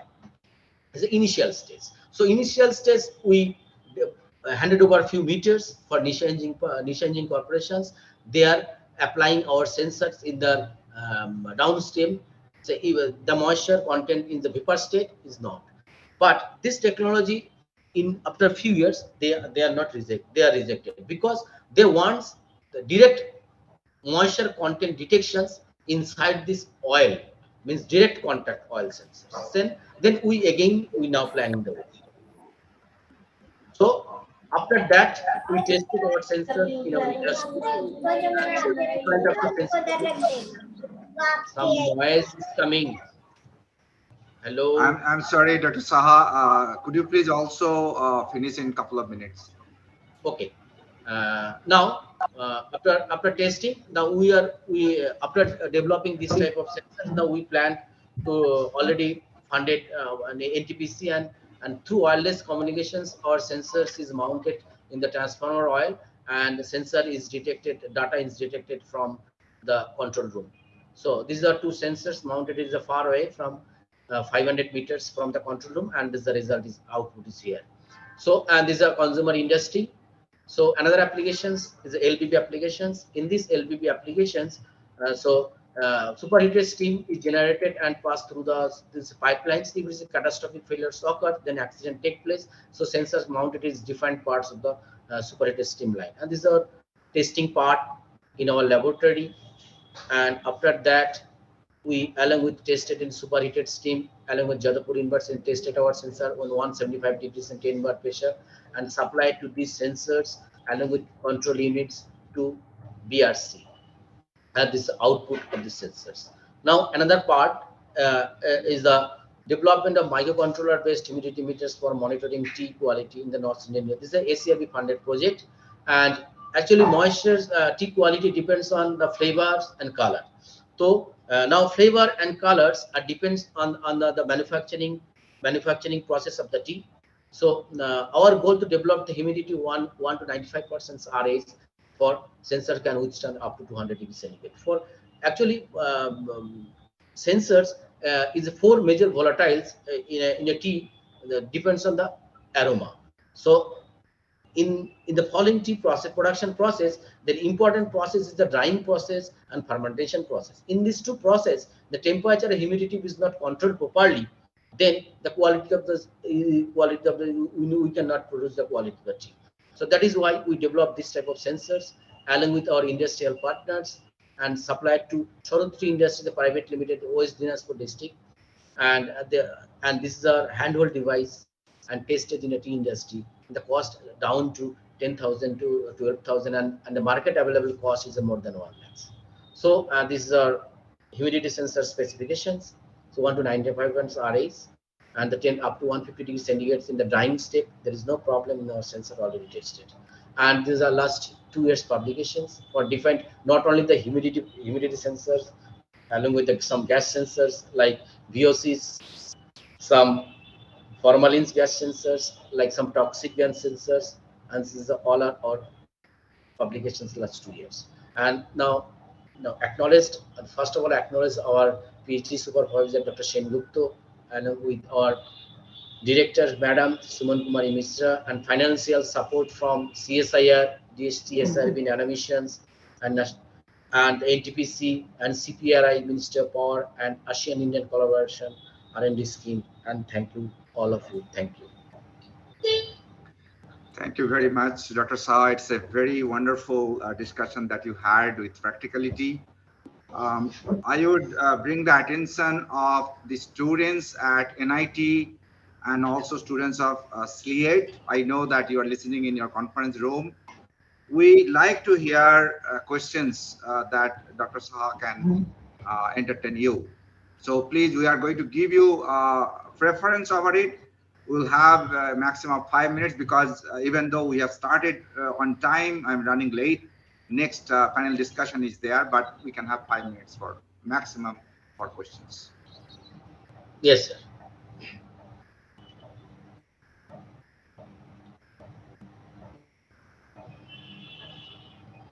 So students from NIT and students from SLEAT, please go ahead and ask questions.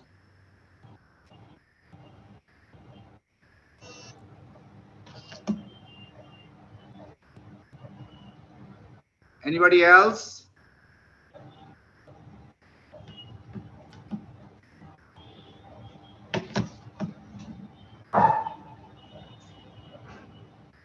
Any query from any participant?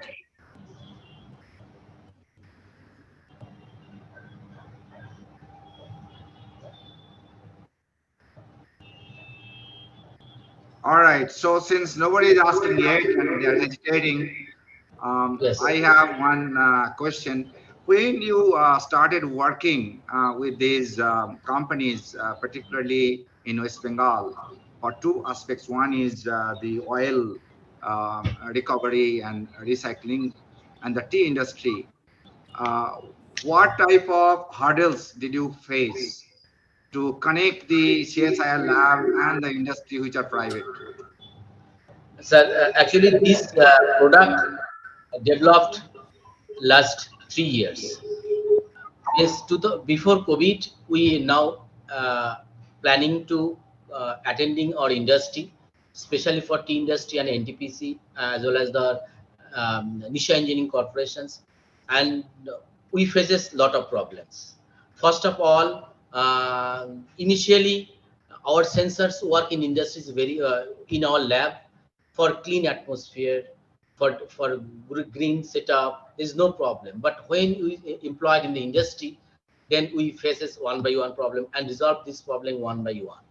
And now this is working well. The problem is that the bulk productions and the companies, actually in India there is no sensor companies available, so we cannot transfer our technology, transfer our know-how, This is the problem. But in CSIR now, this is some initially they are opposed that you could not supply any product to industry, because CSIR, we product the technology, we product the know-how, we product the development of patent, etc. Now CSIR knew now some level to some prototypes up to 10 units we can demonstrate it in industry. If it's they satisfied, then third party is required for product this to development this product and through the industry. In the now we are going to this stage. Already 10 units we developed and tested in industries, now working. Now we are finding the third party for development this product to supply the industry. Thank you very much for elaborating. I specifically asked this question because you see, when government funds or institutions, then delivering things to the private companies has to be with a huge profit margin, and more importantly, to have a control on the technology on your part. And this particular information should be well heard by the audience in all the institutes, NITs, SLATE, many others, whoever is listening to this. You see that how it works. Government has to have the control over this technology development done at the labs, and therefore, transfer of technology should earn a lot of money. We are investing a huge amount of money for IP, intellectual property rights, but what we are getting out of it is a good question. And last thing I want to say is that industry-academia relationship, as you heard that day, Professor Ahuja was mentioning on the opening ceremony, that is very poor in this country. But I'm very happy to see that Dr. Saha has explained that what he has done, his team has done, and how it is going. I have started this question, but I also expected others to ask the question.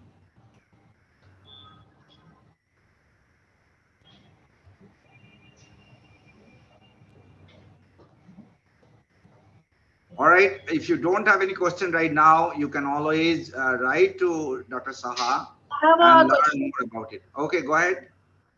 Dr. Saha, this is very important work regarding the humidity sensing. But I just want to know, how did you make a thin film? What were the methods used? Because in case of thin film, the uniformity and the thickness is very important. Yes, actually, the thin film by through sol gel process. The process is sol gel and the spin coating and deep coating. We followed the spin coating and deep coating process, and not at the single time. Actually, we dip one time, then dry it. Again, when the dry it, then again the dip it. And this is a trial and error process, because the thickness is directly related to sensitivity, means capacitance. So 5 times, maybe 6 times we can dip it. Depends on the viscosity of the salt. And the ingredient means mainly pore former materials added to the salt solutions. So in that way, we trial and error the number of dipping times and the holding times in the solutions of the substrate, and this is maintaining, so we can develop a thin film and the uniform thin film on the substrate, mainly on the gold electrode. This is very good, Dr. Jasprit. This is a good question. Any other question? Otherwise, I would like to thank all the 3 speakers for this session, and thank the organizers, specifically Professor Kaid, Professor Kotial, and Professor Shud, and their teams. And once again, I appreciate involving me for this conference. Thank you. Thank you, Professor Sanjay. Sorry, sir. Thank you, Professor Sanjay. It was a good interaction, and you made it wonderful. Professor Mandal, can I request you to be the part of panel discussion? Sure, not a problem. I will take 5 minutes break, make my tea, and come back. We can start after 5 minutes. Professor Sinapan is already part of that. Okay, sure. Yeah, Professor Sinapan is part of that panel discussion, and you can also participate, please. Sure. Yes, sir. Good to have. Thank you, sir. Good to interact with the Professor Sanjay. We can have a break of 5 minutes. Okay, sir. No problem. After 5 minutes, we can begin. Okay, sir. See you on the panel discussion. Okay.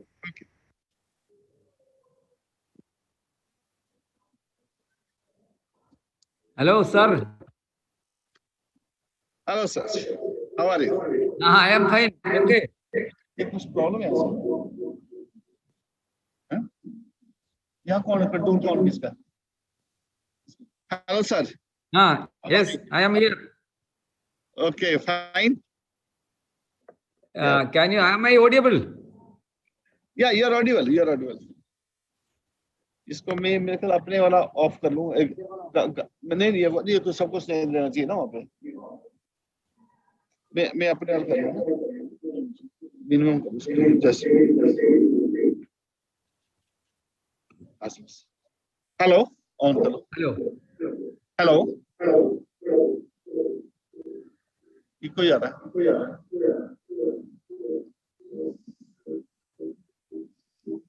ये मेरे ख्याल आप लोग ना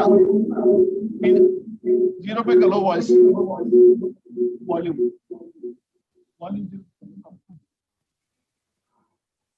ये बच्चे आप volume 0 पे उधर है किसी का जैसा वॉल्यूम देखो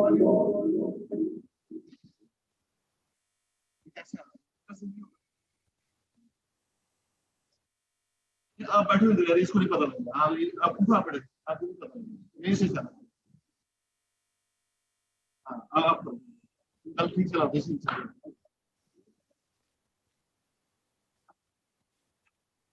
ओके यार वहाँ उसको लेना चाहिए ना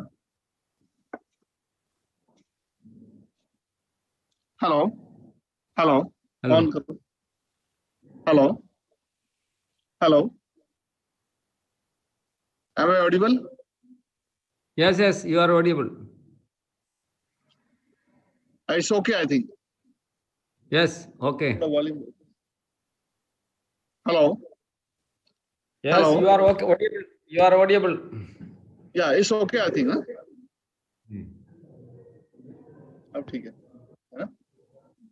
अब नीचे so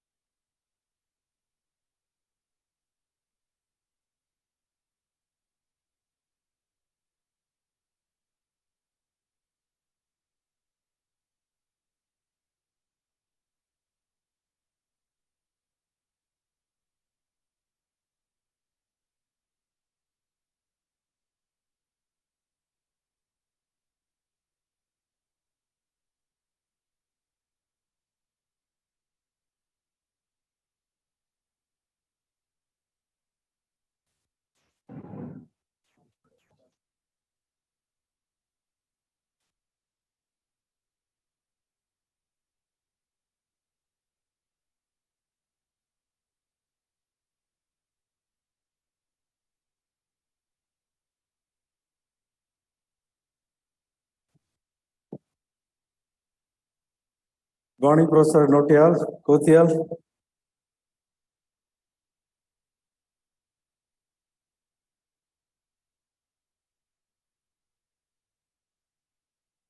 Very good morning, Dr. Chinnappa. Fine, how are you? Good to see you. Fine. I am happy that you are in Dehradun now. Yes, back. Back to Dehradun. I was just listening your talk in the morning. Oh, okay. Not get complete time for to listen the talk completely. Mhm.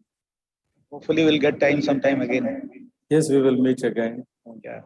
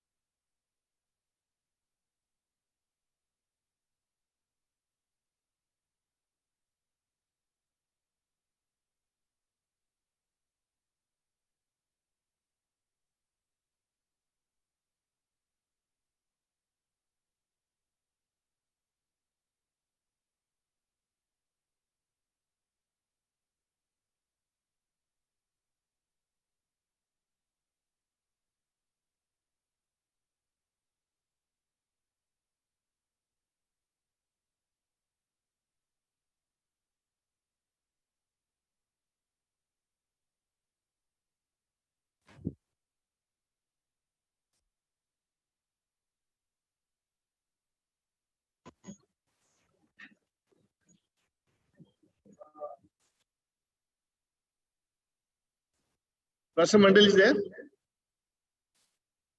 Professor Mandal? Not yet, not yet. Okay. Not yet, not yet. Not yet. Okay.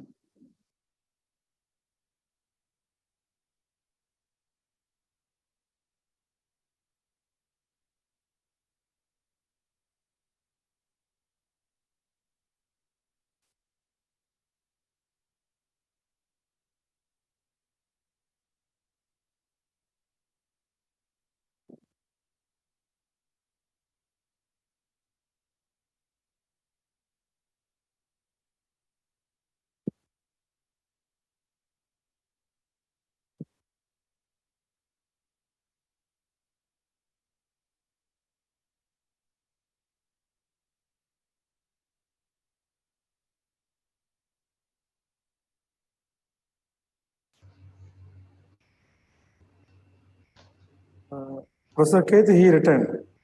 He resumed.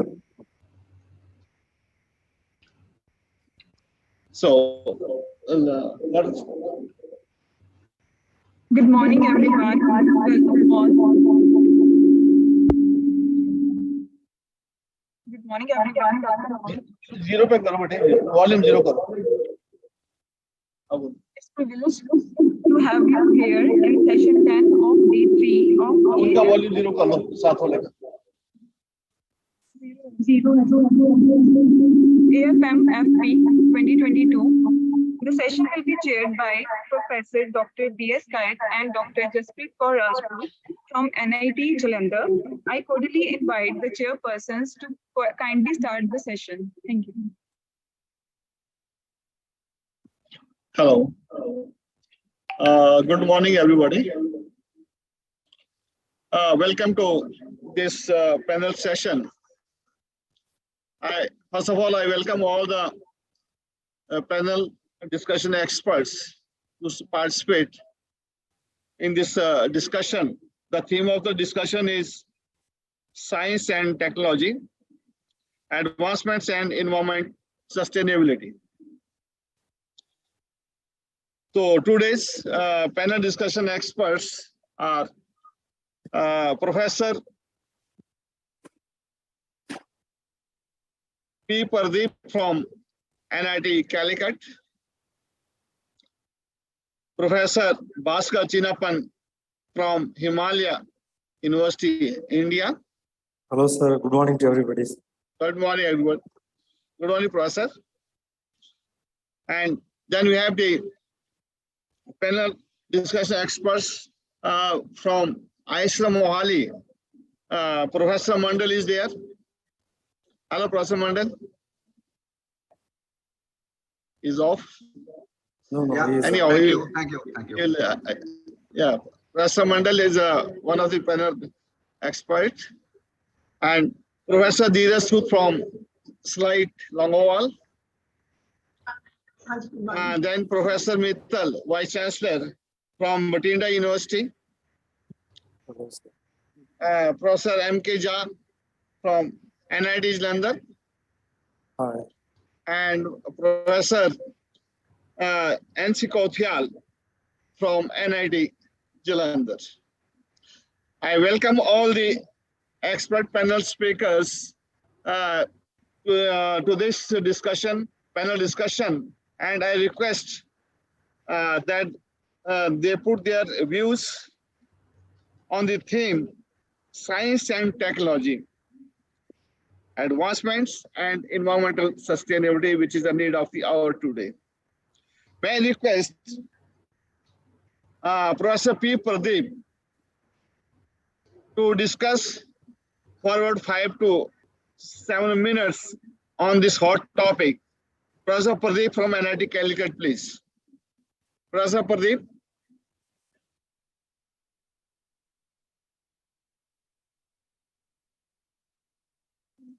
Anyhow, let us switch over to Professor Bhaskar Chinapan. Please put your views.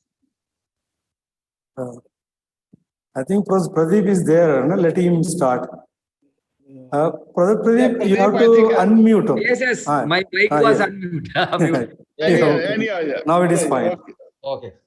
Please. So when this question comes, now what coming into my mind is, sometimes I advocated the nuclear power and they become very much cornered by my colleagues and friends, and you see the environmentalists and the green parties, because nuclear power is considered as a taboo and a very dangerous thing.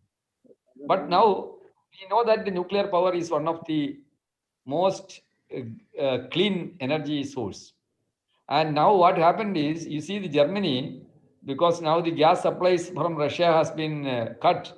Now they stopped the decommissioning of their nuclear plants.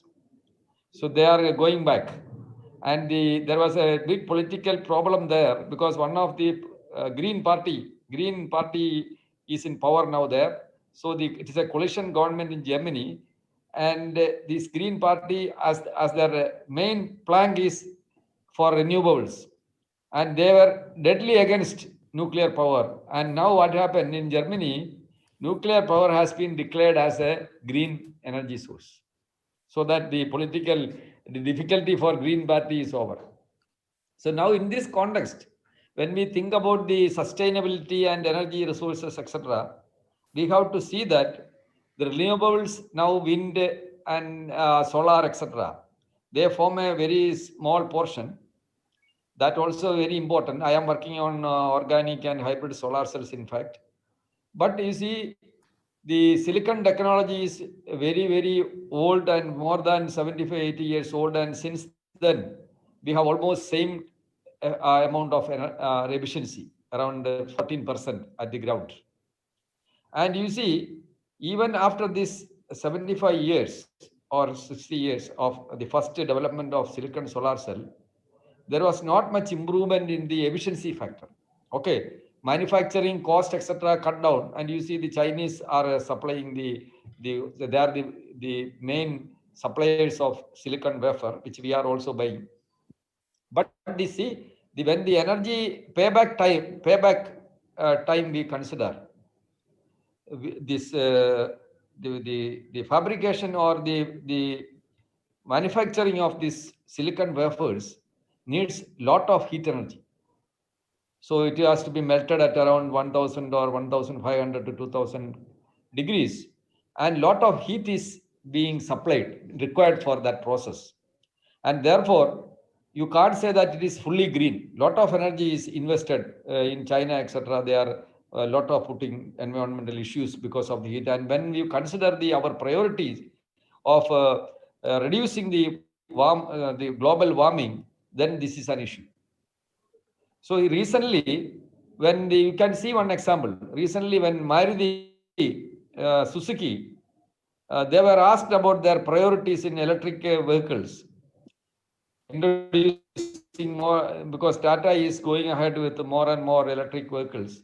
And Maruti is saying that we are going for a hybrid, because they are saying for charging these cars, even though it looks like green, charging cars you require electricity, and the electricity is coming from the coal plants of India. And coal again produces carbon footprint and also this global warming issues. So it is like a chain process. So we can't say that these are all at the present. Now they are all green technologies. So you have to go for organic technologies, hybrid technologies. Fortunately, you have efficiency of 22% for these hybrid solar cells, but still you see the environmental stability and practical applications of such cells are questioned. So it requires a lot of work and a lot of efforts to make it sustainable and applicable, just like a silicon. So there are a lot of questions are there. These are my concerns. One is this nuclear power. What about nuclear power? Because even in Kerala, we are mainly depending on hydel power. And hydel power also has, if you see, if a dam breaks, what happens? Because Mullaperiyar dam issues, you may all read. People are fearing, even whether, I don't know, whether it is have any standing or any real issue. There is a fear that dam is old and it may break, and if it breaks, lakhs of people will die. So there is always danger with any type of energy resources, and nuclear also have that type of danger mark is there. And so far, 2-3 accidents we all know, but these accidents are coming. For example, the Japan nuclear accident came because of the over usage of the the decommissioning time. After the decommissioning time, these private entrepreneurs, they were running the machine, running the plant, and that also was an important factor in that. And human errors, all these things are there. But still, the fact remains that nuclear power is one of the options in front of the globe, and we have to discuss it. So I am putting my ideas in front of you so that we can discuss about it. So, Professor Keith, I think I used up my 7 minutes. So you see. Hello? I think your mic is not. Yes. Hello. Yes. I used up my thank time. you, Professor, for giving your views, very constructive one. May I request Professor Bhaskar Chinapan from Himalaya, Vice Chancellor Himalaya University, to give some comments on this concerned issue. Thank you, sir. Thank you for Professor Pradeep for his concern. And is my voice is audible, sir? Yes, you are audible. You are audible, sir. Okay. Actually, I am a director of the university, not the vice chancellor. And actually, sir, come to that your point of the discussion. See, there is no doubt about it in the future. Yes, the future is we have to go with the nuclear. Because when the number of populations are going higher, if energy demand, if everybody converting to hybrid, all the things. But the issue is that, according to me, we should not think about only of the nuclear point of view. Since I was one of the founder member who established the THDC Engineering College as part of the THD India Limited, Terry Hydropower. Actually, we were there as a see, hydropower is one of the most green technology, no doubt about it. That issue. Even in Korea, also major electricity production from only the hydropower. But where we are lacking in India is that the maintenance and the further consequences of how further need to be established. For example, the Terry Dam is one of the largest dam. And if anything goes, the whole Dehradun, Rishikesh, Haridwar, Kadam. But what the previous DM, the CMD, what he did is that, which the dam is there, further, again they will split into the another part, again they will split into another part. So what we have to do is that in a hydropower which we take, if you have the major lag, further because of the leveling and all the thing, Again, we have to come down after some kilometer. Again, we have to go for the another small leg. Again, we need to convert. So in that way, major production of our main problem will be solved. Number one. Number two, the water.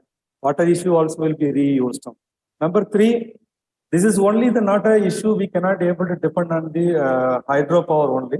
Even according to me, even I used to feel that we have to go also other when we are talking about sustainability. Sustainability, not only the energies, we have the other material also. In my lecture also, I have already represented that. See, there is one is the solution or finding the solution for the existing problem. Number one.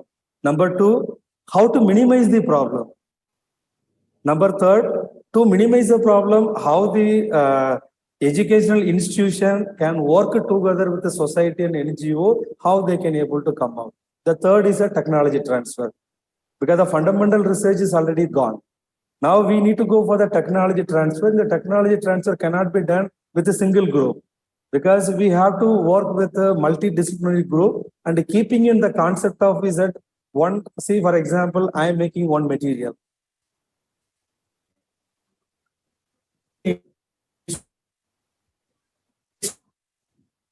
Material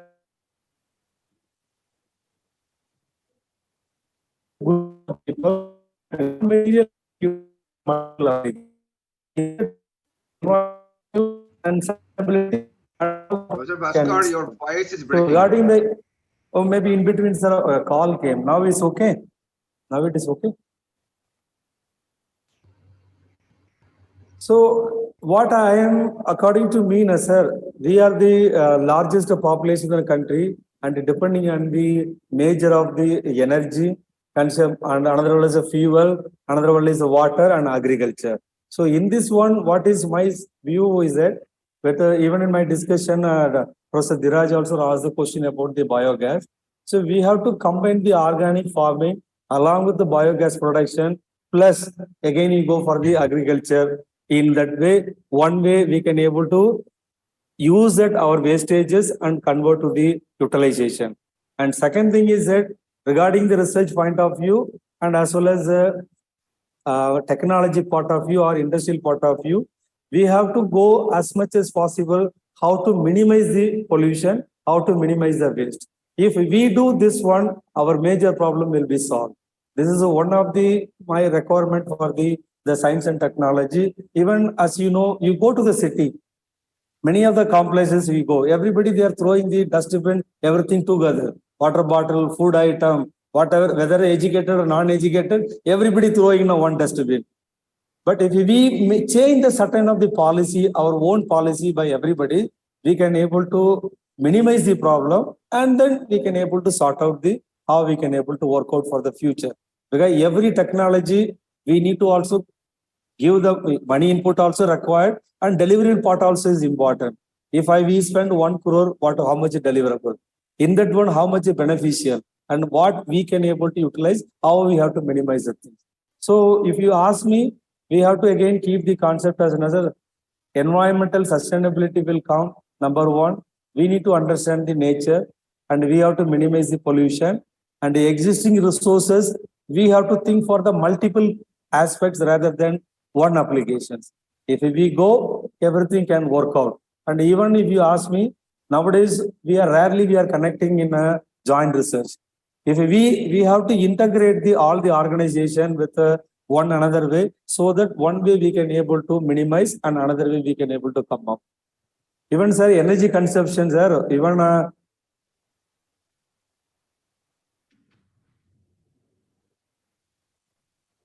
you have to put the 100% energy. At the end of the day, what you are getting, at the end of the day, it looks that we did, but we have to see longer standing. In that way, yes, now things are coming up. Yes, we have to work together. If we work together, many problems will be solved. Yeah, any other points, sir? Further discussion, I can continue. Thank you, Professor Sinapan. Thank you so much for your nice discussion. Next, I hand over the discussion to Professor Dheeraj Sood from Slide Longowal. Thank you, Professor Kent. So the topic science and technology for sustainable, environmental sustainable. In a today context, this is one of the most relevant and apt. Am I audible, Dr. Kumar? Yes, madam, audible. Thoda sound is breaking, chal raha. Okay. Is it okay? Fine. Now it is fine, madam. Okay. The science and the topic of discussion, panel discussion, science and technology for environmental sustainability. I feel this is the most relevant and apt topic, not only for the all the participants, but as a researcher, as a scientist also. Because when we talk about the sustainable research, sustainable environment, the term sustainability from that it also implies the responsible research, responsibility towards the society, towards the environment, to continue with the scientific goals. Now, last century, if we see, most of us as a chemist, as a physicist, they are devoted towards synthesizing more and more than putting into practice. But at that time, probably, it is the question of industrial development, societal development, and science and technology development. And nobody think about it, our own developmental actions, they are putting so much pressure on the environment. And a few of the factors may be at that time the resources are abundant, so we need not to think. We have to think only in terms of the growth patterns. Now, this is the time when our growth patterns, they have been, in a way, they have starting interference with our own systems. And in particular, I will say the environmental. Now, there also I've been working on the environmental chemistry from last 20 years. What I feel is that earlier the work is that whatever is there in the environment, maybe it is the pesticides, maybe the dyes, maybe the chemicals, all whatever has been percolated into the streams, we have to clean up this. I mean, we talk about the remediation from the environmental matters. And obviously, that is again the responsibility of the scientist. That is the foremost, because we never, I mean, there is no ways at that time, or that before putting anything into the environment, it has to be gone through all the phases, how it impacts the living systems, human, plants, and everywhere. Now, obviously, I agree with Professor Bhaskar, for any research, particularly for the environmental sustainability, it is not a function of one lab or one scientist or scientists of a particular stream. It is, we need a research collaborative which will have a broader, I mean, scientists from the different streams, even the life scientists, I mean, marine biologists, they are very important, because before synthesizing is one, in our lab we can synthesize the compound, then we can go for the, it's a scale up also, but and we can calculate, we can come out with its industrial application also. But before putting into industrial application, whether it is viable for a years, how it will change, what will be its fate in environment, how it is going to interfere with the aquatic system, how it's going to interfere with the our air, all the life supporting systems. So that there lies the question of responsible research, the research that will lead to the development of science and technology with an aim of the sustainability of our resources. That it is not like this. I mean, if I go back 50 years back, there is no question. I mean, nobody asked this question: what will happen to our water? What will we are leaving for our next generation? But right now, the question is what we have to give to the next generation. That is possible only as a scientist, as a chemist, if I do my lab research with an aim that it should go to the society, but at what cost? With a minimum cost to the environment as well as other resources. Though we can't stop development, we have to develop, we have to go with the scientific and technological growth. We can't stop it. But again, obviously, then we have to look for the ways whereby we can go it responsible. With the responsibility. And this particular century, if as a chemist, I visualize this as a century of energy and environment. The two focus are energy, environment, and third one is material. With every material growth, obviously we need the energy input, but then the third component is the environment, which we have to look into for every aspect we go with the research. So, and then, yes, earlier we are talking about the organic, inorganic chemist, and the organic material, inorganic material, even though this deliberations of this conference, now we also talk about the hybrid materials. So any material, new development of the material, it's not only looking into its structural component, activity component, but also its environmental aspects is to be taken into care. So that's from my side with the message that the only question we should ask ourselves is what we have to left for the generations to come. The responsibility is ours as a scientist, as a chemist. That's my saying with respect to this particular important topic. Thank you, Professor Sood, for giving such an excellent idea and for nice discussion on the sustainability. Now, may I request Professor Sanjay Mandal to speak on the issue, please. Okay, thank you, Professor Kaid. In fact, what I just heard from three of you actually emphasizes what I speak to the students, particularly for the advanced industrial chemistry course. What I tell the young generation that you can have money, you can have a lot of technologies, but you would not have enough power to charge them. And fresh air is a huge problem, and of course, fresh water. Right. So in this respect, of course, basic science is required, but basic science has to be converted to the industry setting where you could utilize the discovery. In one hand, we are trying to lower the CO2 emission, right? Because we cannot keep on doing what is happening.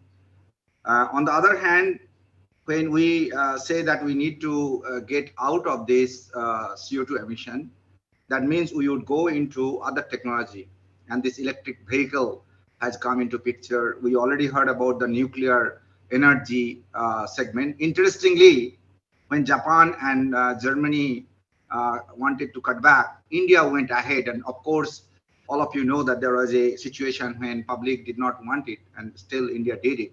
So in that respect, India is doing much better to go ahead with the nuclear energy. And when we looked at the recyclability, particularly we are talking about the single-use plastics and other stuff. You know, when materials are made, it was made sure that they are not degradable easily, because then durability is not there. So for example, degradation of plastic is not easy. Now we are going back to see that, okay, can I have a technology to degrade that plastic so that we can not only think about recyclability, but get that plastic into value added product. For example, PET is now being converted to terephthalic acid, that's the component back, just an example. So in doing this, what is happening that intellectual property rights plays a huge role for two reasons. One is that you could claim what you have done in the world market. And second, of course, you have to earn money, because all academic institutions are considered like in the spending mode. We are not earning money. You'll be surprised that all academic institutions are paying electricity bill on commercial scale, because we are considered that we are commercial, yet you know that we are not commercial, we are not making that much money per se. So education of the students, education of the faculty members should be diverted or to some extent customized. How to focus on things that are important at this time, and more importantly, to get updated what is there in the world, because many other countries have done things that are talked in other countries that we are going to do this. In fact, in that case, sometimes this technology development doesn't go any further, because you may think you have done something great, but then you find that, oh, wait a minute, it has been done. So as we speak about the opportunities, we have to have a vision that for 5 to 10 years, what we are going to do. So connecting the dots, that means government sector. See, all money coming for research in this country is mostly taxpayers' money. And that comes through the government funding agencies. And then we have to have the vast majority of the students, faculty in this country. We have 31 NITs, 30 Cheshire labs, IJRs, IITs, many other universities that are working. And third is that how do we get the big companies invest into the universities? Not other way around. You don't want to develop a technology and then look for the customer. You have to first know what exactly they want and then get them into. It is happening in food technology. It is happening, of course, in battery industry. It is happening because without saving our environment, where the CO2 is there. And lastly, we know that CO2 is a problem. We are thankful to the plants, particularly plants, that they take the CO2 and give us pure oxygen through photosynthesis. And when we get that, we of course would find that the air pollution would go down. So the technology that is also going in this direction for almost 20 years is artificial photosynthesis. Okay, so there are many ways you can think about technology development and the sustainability with respect to current situation in energy and environment situation. And I believe that there are a lot more each one of you can talk, but I felt that for the 5 minutes I got, I could speak this with my experience in industry, particularly for 15 years with General Electric, Dow, Occidental, and Clarion corporations, where I worked in silicon as well as organic polymers, for example, of course, pharmaceutical companies that are there. And here in Aijar Mohali, 14 years would be completed in another week. And we are trying, but it is not easy. Thank you, Professor Kai.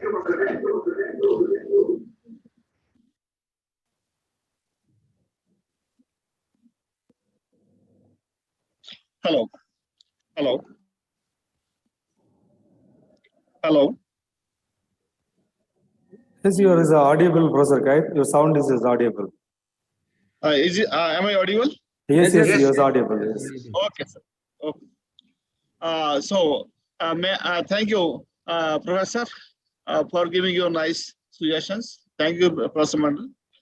May I request Professor Sushil Mittal, Vice Chancellor from Bathinda University, to put his views on the advancements and environmental sustainability. Professor Mittal, please. Thank you, Professor Kath, for giving me this opportunity. The topic is very relevant, and for a very long time, maybe around last 5 years, this has been in discussion, that science and technology and the sustainability of environment.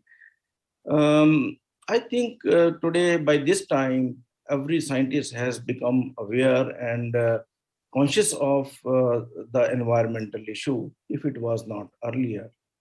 Yes, we need to be environment conscious, but at the same time, the problem, I think, still lies. There are some basic issues. Number one is the regulatory bodies' priorities. Are they supporting financially the projects which are environmentally sustainable only? Number two, the integration of engineering and science.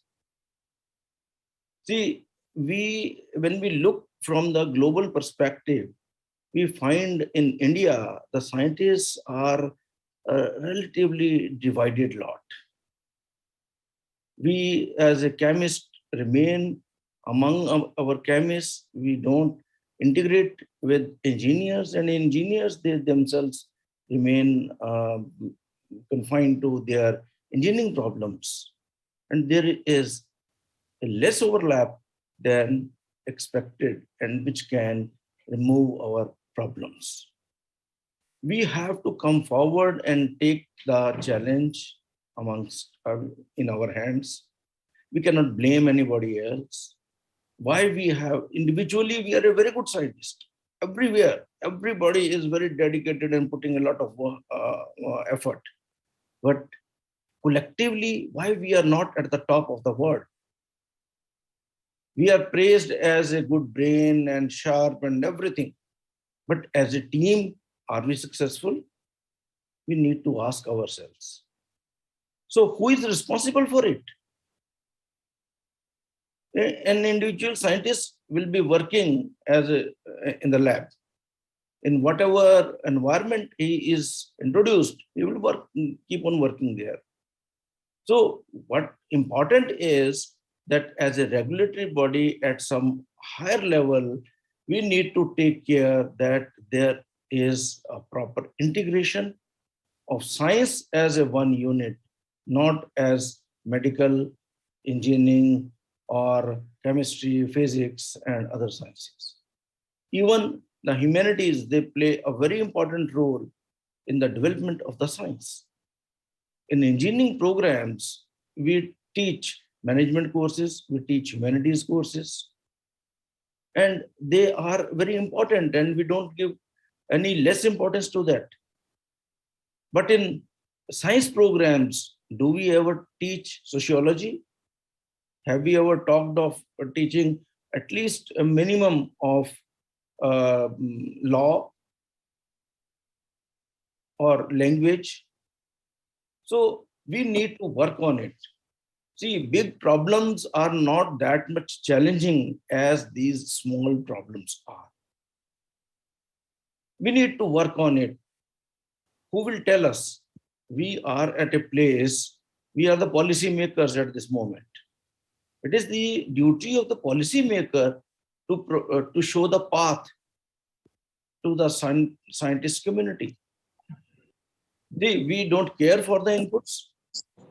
Whatever inputs they come from here and there, we simply listen to them, but we generally 90%, we go on by our own wisdom and simply don't take any chance and make revolutionary changes. I think each one of us would appreciate, must have visited abroad and interacted with engineers abroad, but within the country, we would be very fair to us. We should be fair to us and find that where are we standing as a composite scientist rather than an engineer and scientist as a separate unit.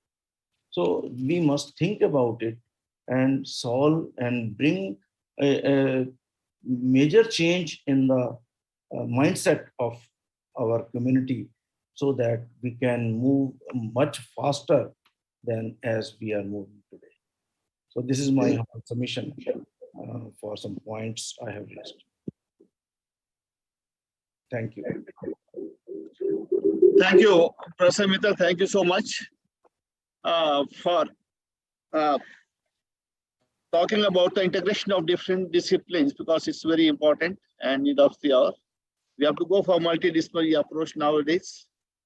We cannot go in isolation if we really want the real output. So integration of different disciplines is very important. Thank you so much once again, Professor Mitra. Thank you so much with us. Now may I request Professor M.K. Jha, who is from Chemical Engineering, NIT Jalandhar, to give his views on the advancements in science and technology one hand, and on the other hand, we have to for sustainable development and environmental protection. So, Professor M.K. Jha, please. Good morning to everybody.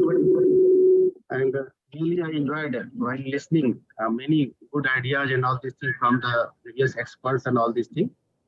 And I will discuss mainly on, because we are passing through the energy transition phase. If you see that earlier we were dependent on coal, I belong to Jharkhand, and all these collieries was located nearby my village, nearby my cities also. So I have very closely seen from my childhood regarding this coal, how is production and all these things, and then later on, what are the challenges, especially in environmental problems associated with the coal. We have coal washeries and all these things. We have to sell into steel plant. Then sometime what happens, steel plants, where a lot of controversy was there between steel plant and Coal India. And then later on, what happens, this coal, this steel plants, they have their own washeries and all these things. So they just purchase this coal, and then they have to wash it at their places. After that, what happens? This petroleum has taken the place at many places. Like if you see earlier, we have urea fertilizer plant based on the coal at Fertilizer Corporation of India Limited, Sindri. Then we have naphtha-based many, you can say urea plant has come later on. After some time, again, if you see this gas-based fertilizer plant also came at many places and all these things. And after gas and all these things, now what happens?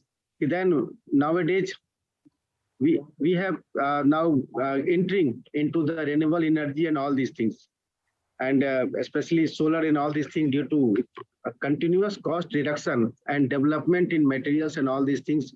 So now we have a great hope, and again, India becoming the leader of, you can say, by International Solar Alliance, which has been set up in the at Gurgaon in National Institute of Solar Energy campus and all these things now. And again, if you see, as far as I will discuss about this in training part, or you can say role of educational institutions, because this is the energy transformation. Earlier, what happens, we heard that it is the responsibility of Ministry of Education to take care of all this teaching. But later on, many ministries has come, like Ministry of Petroleum and Natural Gas. Now they have also started, if Ministry of Education is not able to take care, so then we will take care. They have set up two institutes, Rajiv Gandhi Institute of Petroleum Technology at Amethi, and again Indian Institute of Petroleum Energy, that is at Visakhapatnam, to start BTech in Energy program. BTech, apart from all their BTech in petroleum and all these things mandate. And then if you see nowadays, Ministry of New and Renewable Energy, they have actually 3 R&D institute in the country, like at Chennai. I think you are all familiar with that. National Institute of Wind Energy, National Institute of Solar Energy at Gurgaon, and then National Institute of Bioenergy at Kapurthala. But now they are also actively participating in this program. From NIT Jalandhar, they are participating in MTech in Renewable Energy, PhD also we have started. And then a BTech joint program we will start it from the academic session 2023, from where 2 year students will be under this NIT Jalandhar, and 2 year they will be under Ministry of New and Renewable Energy Institutes. And all the 8 semester students, they will get internship training and all these things. Like if you see, but there are many challenges also, like at NIT Jalandhar, what happens, we have solar rooftop and all these things. And then we have surplus, we have to sell it to the Punjab government and all these things. But again, recently, the regulation of Punjab government, that is not so comfortable with us. Like we are producing, we want to sell more and more solar energy to them in their pool, but they are not taking. They have made a limitation, after more than 500 kilowatt, we will not take and all these things.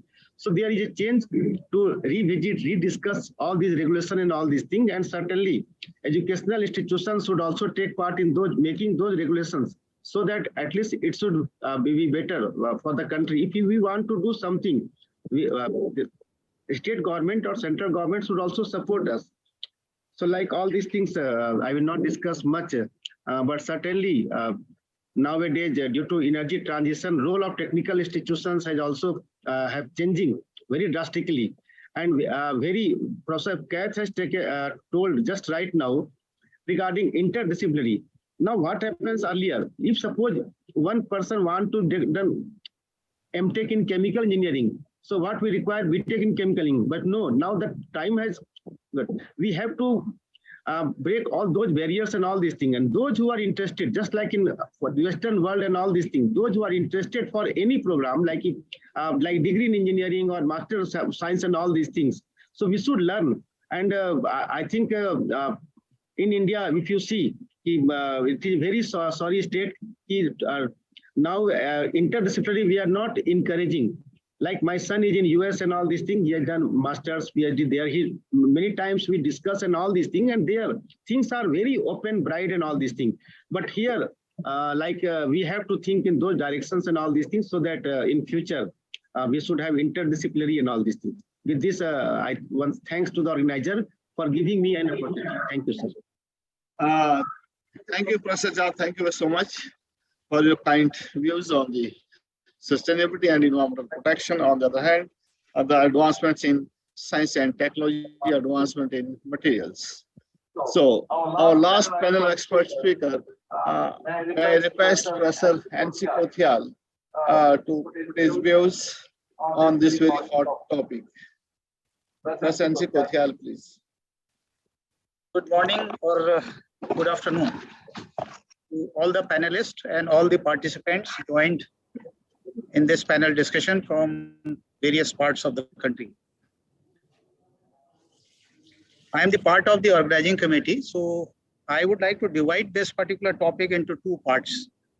One is science and technology advancements and how exactly it can play a role in environmental sustainability.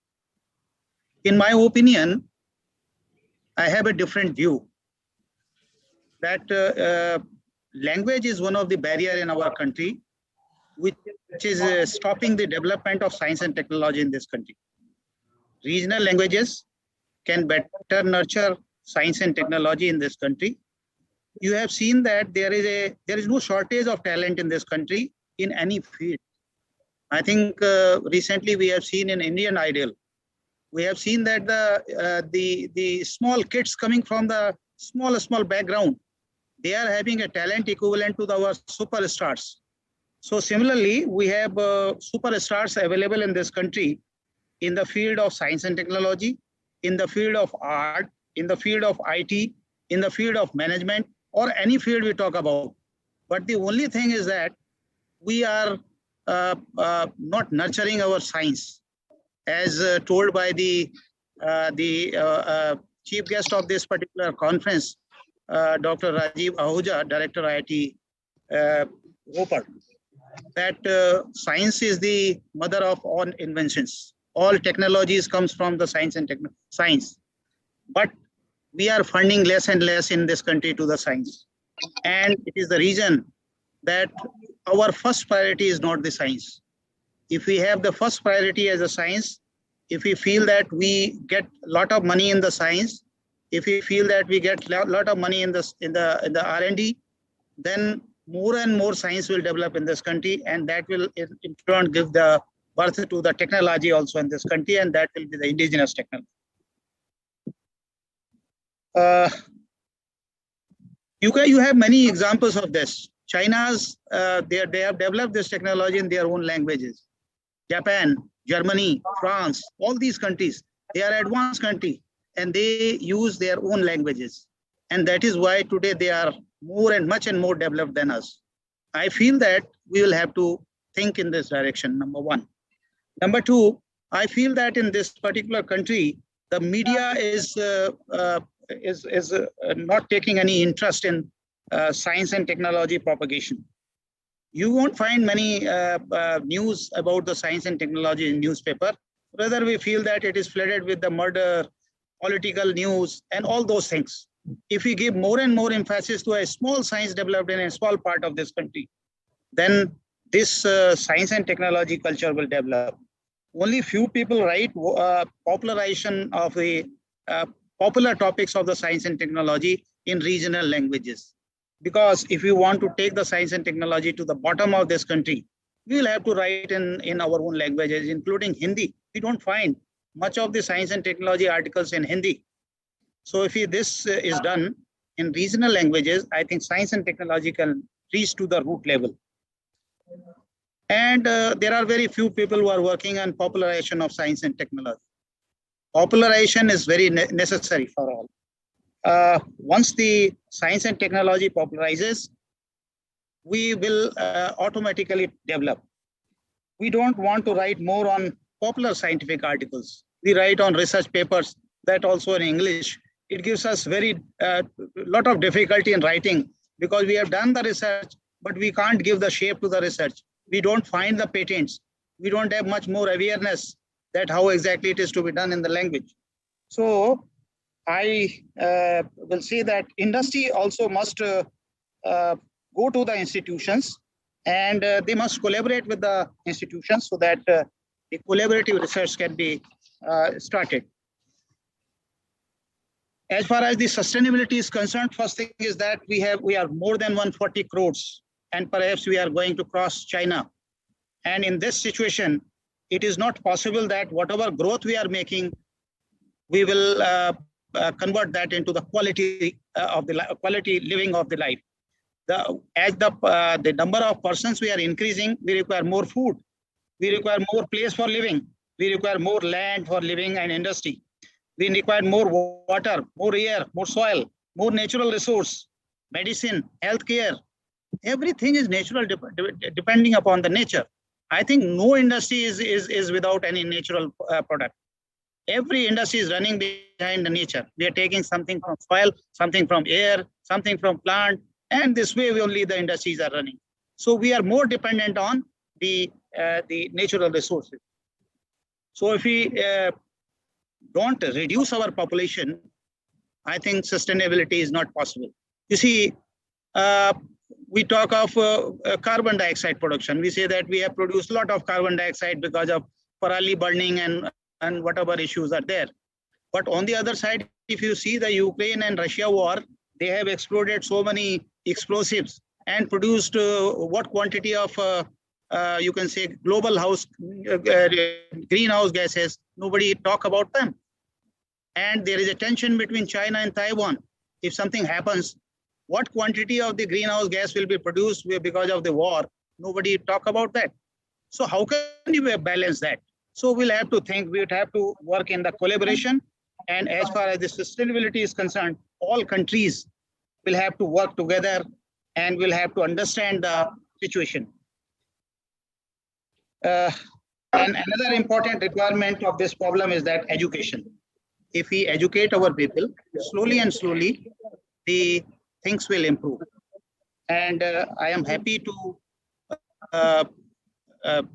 share here because we know it very well that Government of India and they have introduced a compulsory course for UG in environmental studies for all UG students, whether they are science or engineering. And this education which we are giving at the grassroots to the engineers at the beginning now is going to slowly and slowly change the environment, because engineer knows that this is not a you can say pinpointed subject. It's a large subject. It includes population, it includes the ecology, it includes the environment, it includes chemistry, it includes the so many things. So if there is a knowledge, complete knowledge to the students, ultimately this is going to change the environmental sustainability also. So with these few words, because our time is almost up and we have to start the closing session, I would like to end up with this and thank you to all for this patience hearing. Thank you very much. Thank you, Professor Pathial. You rightly said that we cannot live in isolation. We have to go across the boundaries now. We have to go for integration of different disciplines. And we have to go for sustainable development along with advancements in materials. We have to protect our Mother Earth. That's very important for all of us.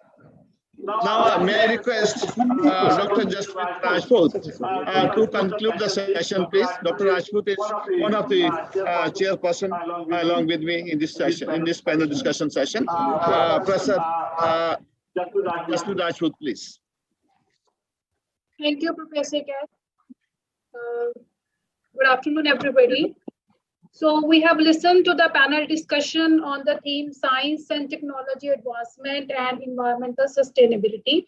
I would like to thank all the panel experts, Professor T. Pradeep from NIT Calicut, Professor Chinnappan Bhaskar, Himalayan University, Professor Dheeraj Sood, Light Longowal, Professor Sanjay Mandal, ICER Mohali, Professor Sushil Mittal, Vice Chancellor, Batinda University, Professor M.K. Jha, NIT Jalandhar, Professor N.C. Kotial, NIT Jalandhar.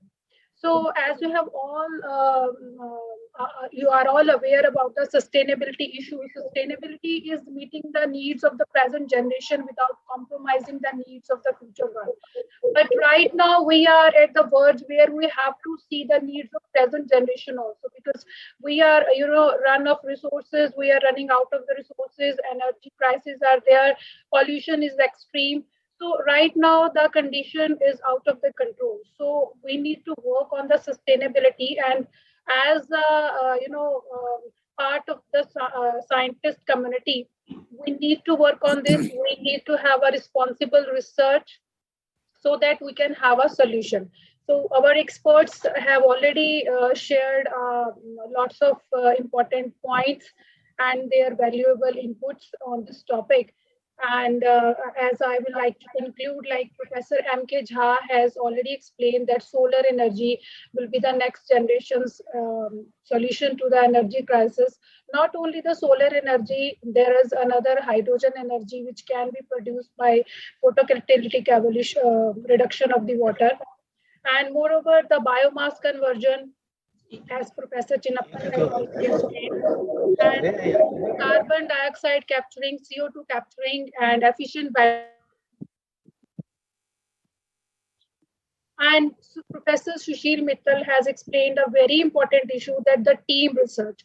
So in India, everybody is, making their own efforts, but the teamwork is missing. So the teamwork, a proper team of environmentalists, technologists, and a scientist can make a big change in this field. And the last of all, Professor Dheeraj Sood, as she has already explained, that responsible research. So being a scientist, I have to think before planning any new research, new protocol. We should think about the outcome of that research, what can be the impact on the environment. And Professor N.C. Kotial has also explained the very important issue of Indian culture, that the language barrier. So we have a different regions, we have different language. So many people, they are not very comfortable in the English, but they are very good in science and they have a good brain. So that important issue can be sorted out. Like other countries, Japan, China, they are using their own language. So one nation, one national language can be the solution. So once again, I would like to thank all the panelists for sharing their important views. Thank you.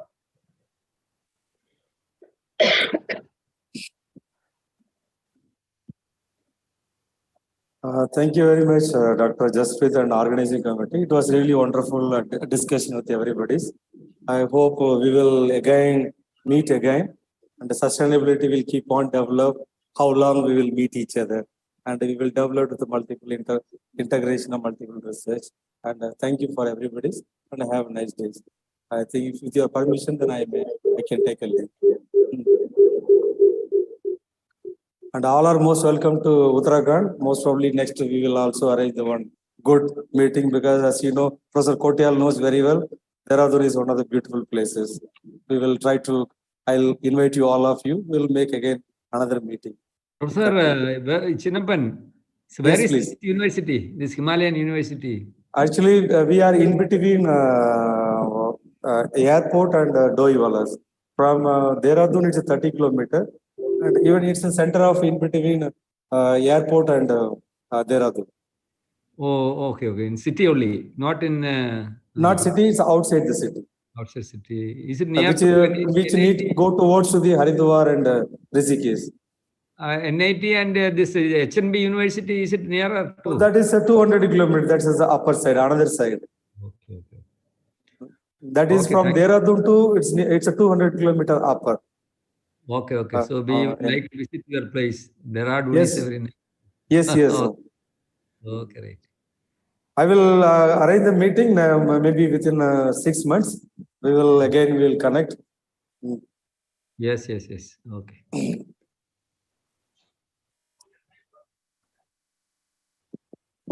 Thank you, everybody. Thank you so much. Okay, thank you, Professor Kait, and thanks for Sanjay Mandal and everybody's. Okay, bye-bye. Namaskar. Okay, namaskar.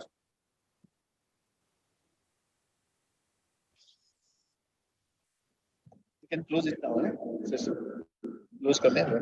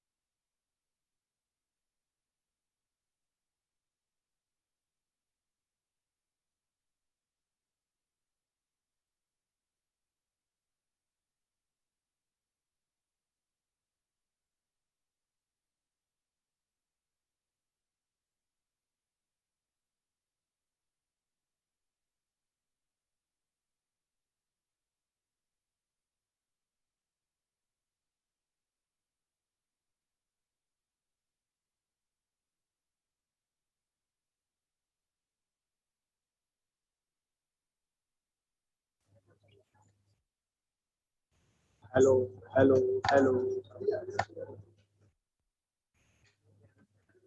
Hello, hello, hello, hello, hello, hello, hello, hello, hello.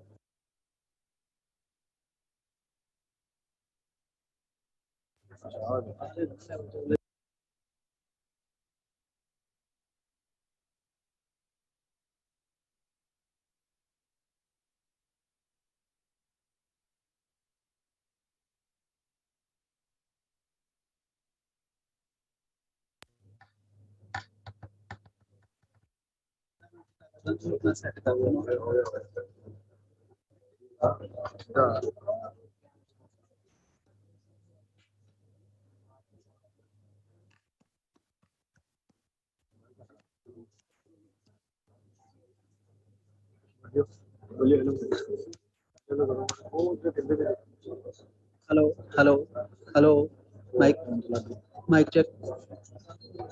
Hello, mic testing. Hello, hello, mic testing. 1, 2, 3.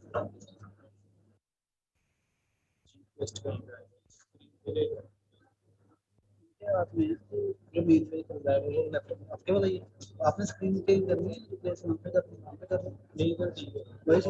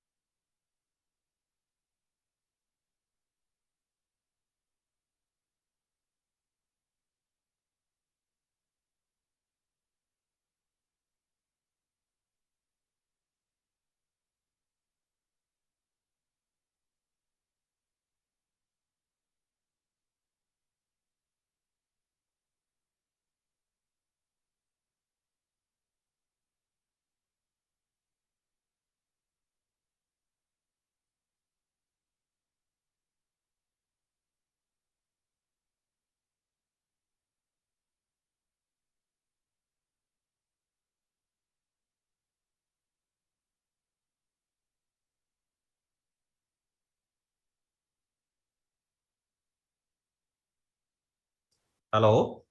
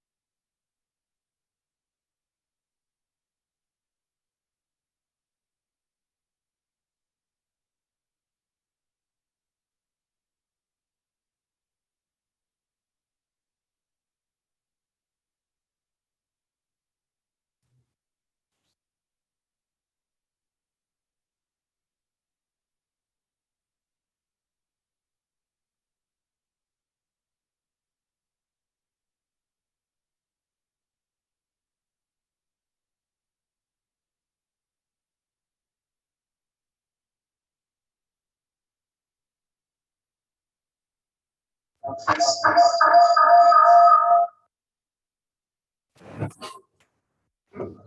On behalf of the organizing committee, I welcome our chief guest, Professor Ajay Kumar Sharma, Director NIT Delhi, who is connected to us through the online mode. He could not make it to the ceremony because of some unavoidable situation. I also welcome the guest of honor, Professor R. Higar, Officiating Director, NIT Jalandhar. Professor Ajay Bansal, Registrar, NIT Jalandhar, is also currently welcome on this occasion. And I also welcome Professor M.K. Jha, present here. The local organizing committee, NIT Jalandhar, welcomes all the dignitaries from our collaborating institutions, that is Slide Longobad, DIET Pune, University of Bijaya, Algeria, and their organizing teams from these collaborating institutions, Professor Dheeraj Sood, Dr. Himanshu Rani, Professor Harish Chopra, Dr. Hemant, Professor Rampal, Dr. Payal from Slide Longobad, Professor Dalia Amiche, Dr. Abdul Karim Basri Mane, Dr. Sofiane Fatmi, and Dr. Chadia from the University of Bijaya, Algeria, and Dr. Shahwal Banerjee from DIET Pune. The committee also welcomes the deans, the fellow faculty members of NIT Jalandhar, students and staff members from the Department of Chemistry as well as from the other departments, and the members of the media. To brief all of you about this conference, this 3-day conference, which is an international conference, commenced on August 6, 2022 with an inaugural by Professor Rajiv Ahuja, Director IIT Ropar. The conference covered 10 themes that involve the interdisciplinary research on advanced functional materials, and these themes were polymers and composites, nanomaterials, materials for healthcare, materials for environment, materials for energy, materials for electronics, sensors and actuators, materials for manufacturing processes, materials for catalysis, materials for defense. So in the true sense, this was really an interdisciplinary conference that has covered a lot of themes. Around 160 participants from different parts of the world, especially from India, United Kingdom, Algeria, Morocco, Bangladesh, they participated and presented their research through the oral and poster presentations. In addition to that, 3 keynote speakers, 6 plenary speakers, and 16 invited speakers from various international research laboratories in India, Germany, France, Japan, Turkey, Iraq, Tunisia, and Taiwan also shared their latest research and technological developments in the area of functional materials. Some of the highlights of the talks in this conference, Professor S.K. Mehta, Vice Chancellor, Ladakh University, presented starborne mediated porous metal oxide nano composites as the catalyst. Professor G.P. Kotyal from Atomic Research Center presented on micro to nano crystalline glass ceramics for various materials and biomedical applications. Professor Klaus Mollen, Director, Max Planck Institute of Polymer Research, Germany, shared its research on nanographene and graphene nanoribbons as multi-talents of present and future material science. Professor Gozlin McAfee from University of Paris, Saclay, France, showcased the research on biopolymers for pharmaceutical applications. Professor Sanjay Mandal from IISER Mohali presented his research on multifunctional nanomaterials for the environmental applications. Professor Sushil Mittal, Vice Chancellor, Beyond Singh State University, India, he talked on the chip-based receptors for sensing applications. Professor Bhaskar Chinappan, Director, Himalaya University, showed the role of green materials in sustainability and circular economy. Professor Sabu Thomas, Mahatma Gandhi University, also discussed about the circular economy, sustainable nanomaterials, and polynano composites. Other eminent speakers, Professor P. Pradeep from NIT Calicut, Professor K. Balasubramaniam from DIET Pune, Dr. M. Shajumohan from IISER Thiruvananthapuram, Dr. Venkata Krishnan from IIT Mandi, Dr. Jayamurthan Govindaswamy from INST Mohali, Dr. Pankaj Atri from Kyushu University, Japan, Dr. Nitin Singhal from Navi Mohali, Dr. Prince Rawat from University of Würzburg, Germany, Professor Devulal Saha from CGCRI. He also discussed on the nano dielectric thin films on capacitive sensor devices. Dr. Kiran Singh from NIT Jalandhar is also present here. Thank you. Dr. Raghu Chita from NIT Warangal, Dr. Sapna Sethi from DAV University, Dr. Ali Abdul Khabir Ali from University of Thaikar, Iraq, Dr. Shweta Sharma from Punjab University, Chandigarh, Professor Noman Gurmezi from University of Sparks, Tunisia, Dr. Yanglin Yang from Tamkam University, Taiwan. They also highlight their latest research findings in the field of materials research.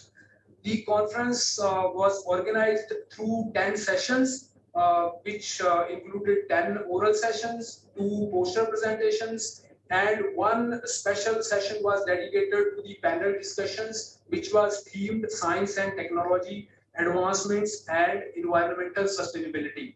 And we will shortly announce the Best Poster Awards, Best Oral Presentation Award, and Young Scientist Awards to the young researchers from all across the world.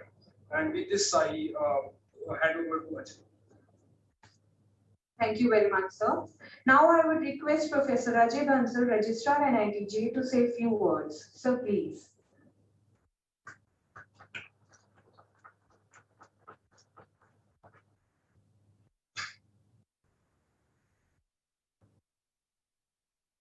Respected Professor Ajay Sharma, Chief Guest of today's closing ceremony, Professor R.K. Garg, Director NIT Jalandhar, officiating today, Professor B.S. Kath, Professor N.C. Kotyal, Professor M.K. Jha, Dr. Rakesh, Dr. Sadika, and many more dignitaries who have joined through online and offline mode sitting in this, and dear students and delegates. This is really a great occasion when after almost more than 2 years of pandemic, we have started opening up, and such gathering of technocrats and scientists is really amazing to see. And I would like to compliment the Department of Chemistry, who have very meticulously organized this conference in hybrid mode, online as well as offline. And the blend they have created, the way they have incorporated the views and the videos of the online delegates, and also the way they have taken the offline contents to the online people joining from distant places is really commendable. I would not take much time, but only I would say a few things, that materials, whether they are functional or advanced or in general materials, whatever we look around us, everything is in materials form. Or I can say in today's language, everything that we look in the hard form is a material. But on the other hand, whatever is in the soft form, whether it is heat, whether it is energy, electromagnetic waves, sound waves, or anything else, that is also supported by some kind of materials. Without the existence or the support of the materials, even the things that are in soft form, they can also not exist. So materials are very important, and they are there since, and I think even before the existence of the human being, and they will continue to be there. But the smart materials, those who can take their own decisions, those who can help us in taking the technology further, are really, really very important for day-to-day working or making that life even more easier. And in this direction, I would say that our institute, along with the other host institutes, those who have collaborated with our institute, have done commendable efforts. The efforts of the volunteers are clearly visible, and they have done a lot of efforts. To the offline participants and delegates, I would say that we have a beautiful campus at NIT Jalandhar. We miss you all here in the campus, and we, on behalf of the organizers and on behalf of my NIT Jalandhar, I would extend an invitation to all of you to sometimes visit NIT Jalandhar. I can assure that the hospitality extended by Department of Applied Chemistry is commendable. They are very good hosts. I can assure that. So with these words, I wish, I'm sure that all the students and delegates must have gained what they have with the whatever with aim they have joined this conference, and they must have been enriched with the deliberations of the conference, with the words of the experts. And this is truly an international conference. Not only the organizers have tried to embed the speakers from length and breadth of India, but they have been successful in inviting the speakers from all over the world. So kudos to the entire organizing team. And with these words, I thank you all for inviting me to this conference. Wish you all the best. Thank you. Thank you very much, sir. Now I will request Dr. Rakesh Kumar for the announcement of Young Scientist Award and Best Oral and Poster Presentation Awards.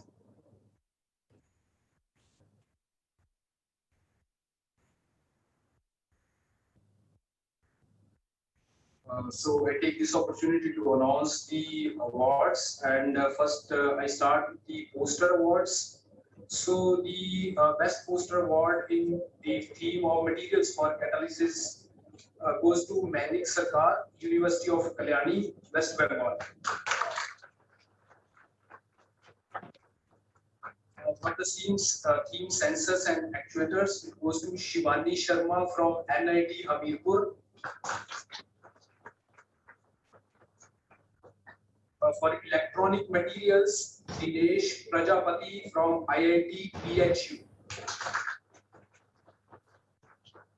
For energy materials, it goes to Juno Rose, Jain University, Bangalore.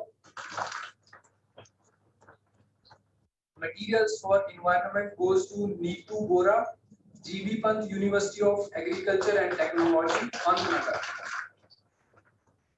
Then materials for healthcare, Prem Shankar Gupta, IIT PHU. For nanomaterials team, it goes to Madhulika Sharma from IIT Bombay. In polymers and composites team, it goes to Ashish Preet Kaur from Slide Longowal. For other advanced materials, Dr. Anju Saini, Punjabi University, Guru Kashi campus. For the oral presentation awards, first materials for defense, it goes to Himanshi Dhyani from Defense Research and Development Institute, DRDO Gwalior. Materials for environment, Hina, Punjab Agriculture University, Ludhiana. Materials for catalysis, Dr. Ranjan Kumar Padhe, National Institute of Science and Technology, India. For electronic materials, Ankita Nemu, PDPM, IIIT DM, Jabalpur. Materials for healthcare, Magapu Solomon Sudhakar, University of Technology and Applied Sciences, Sur, Oman. Other advanced materials, Nikhil Rajendra Kadam, BITS Pilani, Goa campus. Sensors and actuators, Manish Sharma, Guru Nanak Dev University, Amritsar. Polymers and composites, Saksham, NIT Jalandhar.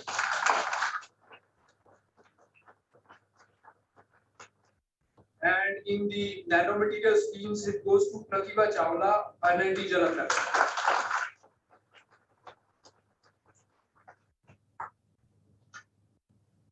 For the Young Scientist Award, there is one award that is given to Paramjit Kaur from DAV College, Bathinda.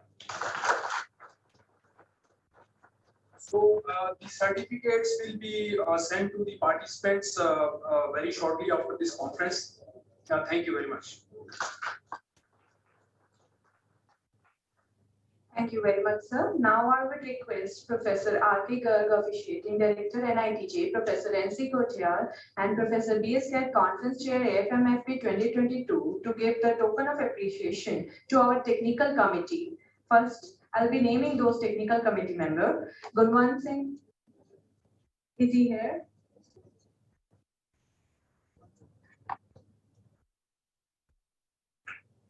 Please have a big round of applause for all.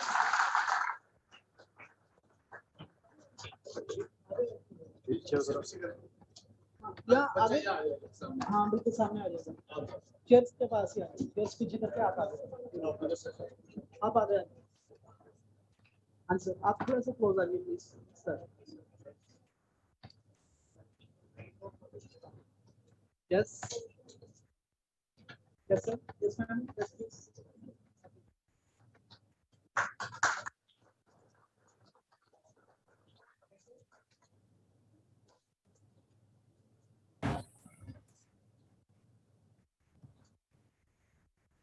Mr. Bhupinder Jeet Singh.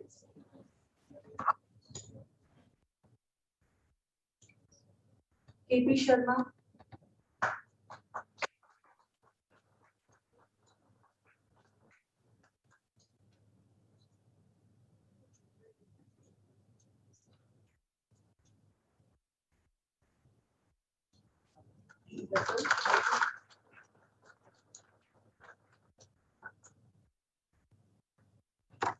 Next is our organizing co-secretaries, Dr. Vimal Kumar Bharadwaj, Dr. Payal Malik, Dr. Uma Shankar, Dr. Hemant Kumar. Next is organizing secretaries, Dr. Rakesh Kumar, NIT Jalandhar.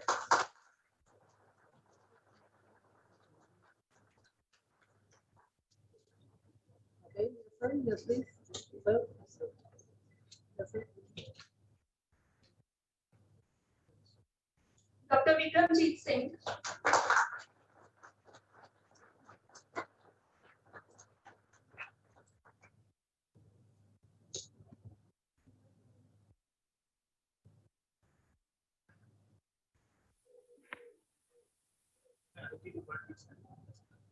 Yeah.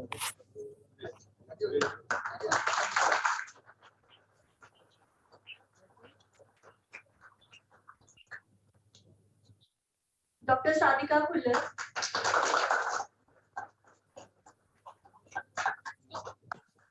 यहीं पे कर लेते हैं sir आप आगे आइए साथ में आइए प्लीज सभी okay yes ma'am yes please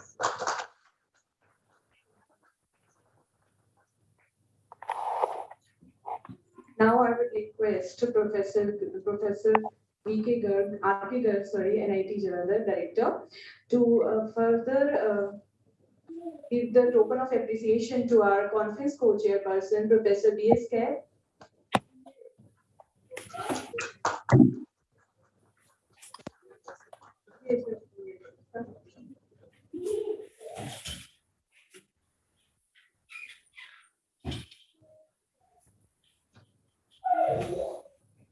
sir yes sir and please come closer yes please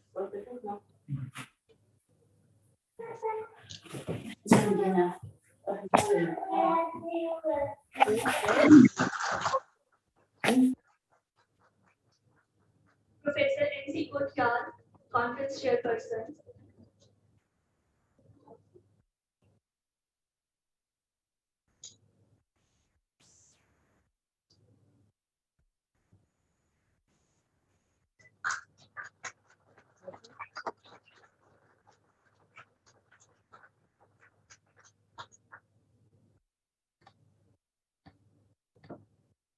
Next is the token of appreciation for the session chairs of this international conference. Dr. Jasprit Kaur Rajput,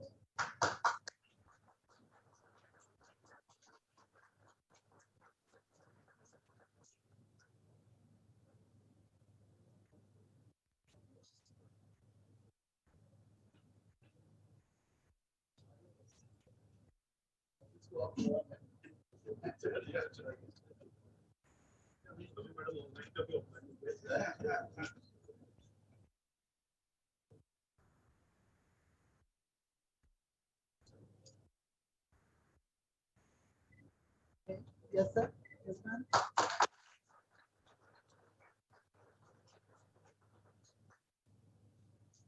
Dr. Rajiv Chindal.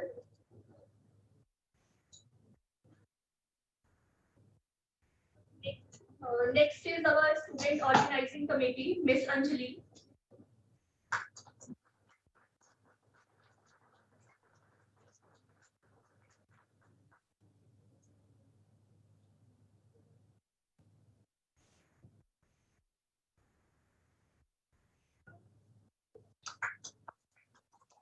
Mr. Abdul Kapoor.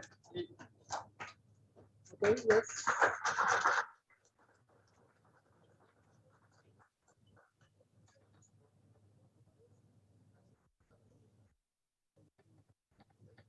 Next is Miss Kanchan. Miss Kanchan, please get ready.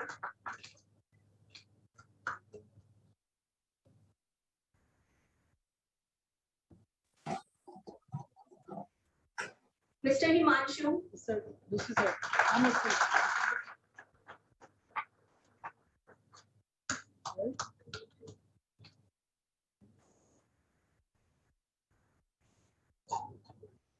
Miss Vishali Singla.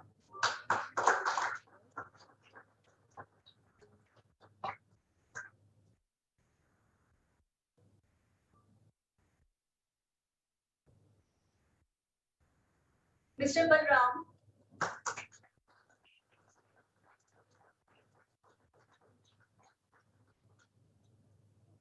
Yes.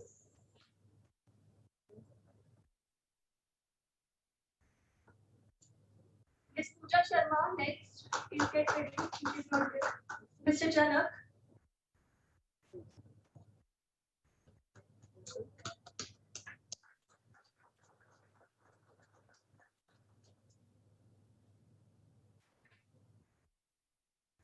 Miss Arpita Pradhan. Next is Miss Deepika Khajuria.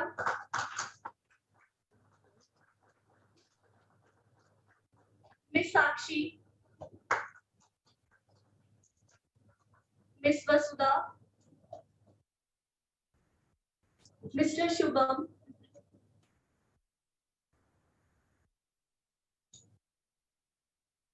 Miss Jyoti.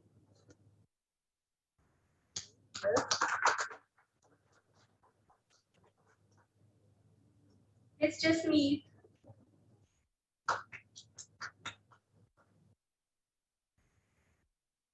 It's just me. Miss Gagandeep Kaur.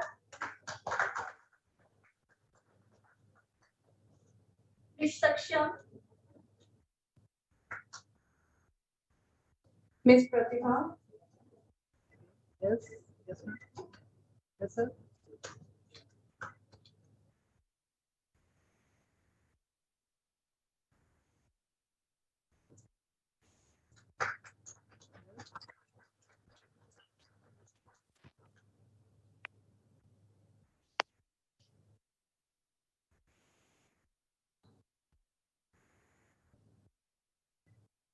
Yes.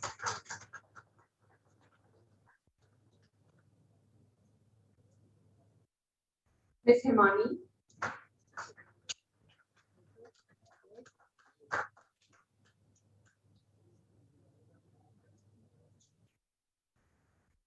Miss Keshu. Miss Ramanjeet Kaur.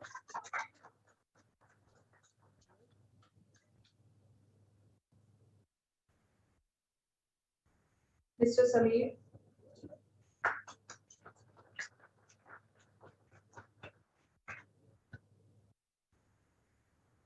Yes. Mr. Ravinder Sharma.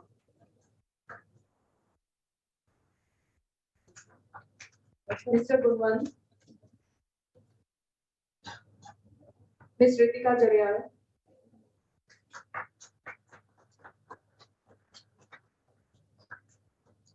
Miss Vaishali Yadav. Bharti. Miss Bharti. Miss Shubhanjali. Yes, sir. Miss Samriti. Miss Samriti. Miss Deepika.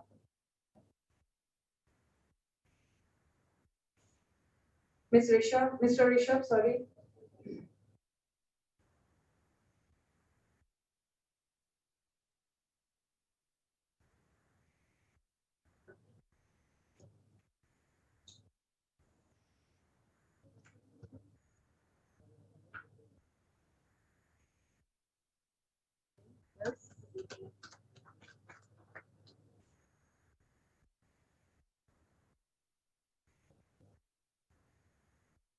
Mr. Rahul and Mr. Rohitaj.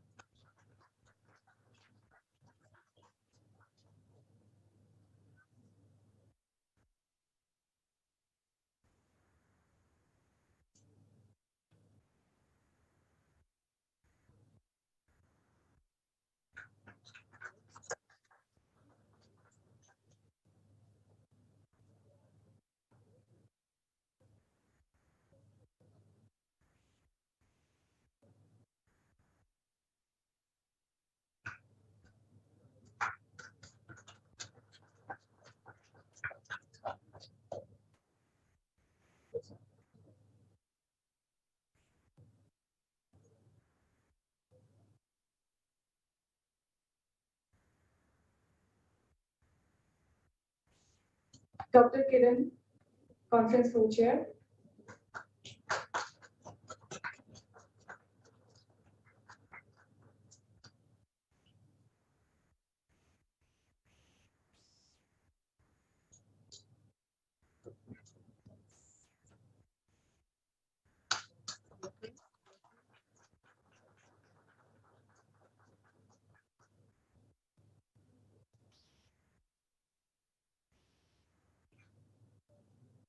Thank you all. Please have a seat. Now I would like to invite Professor R.K. Garg, Officiating Director, NITJ, for his address.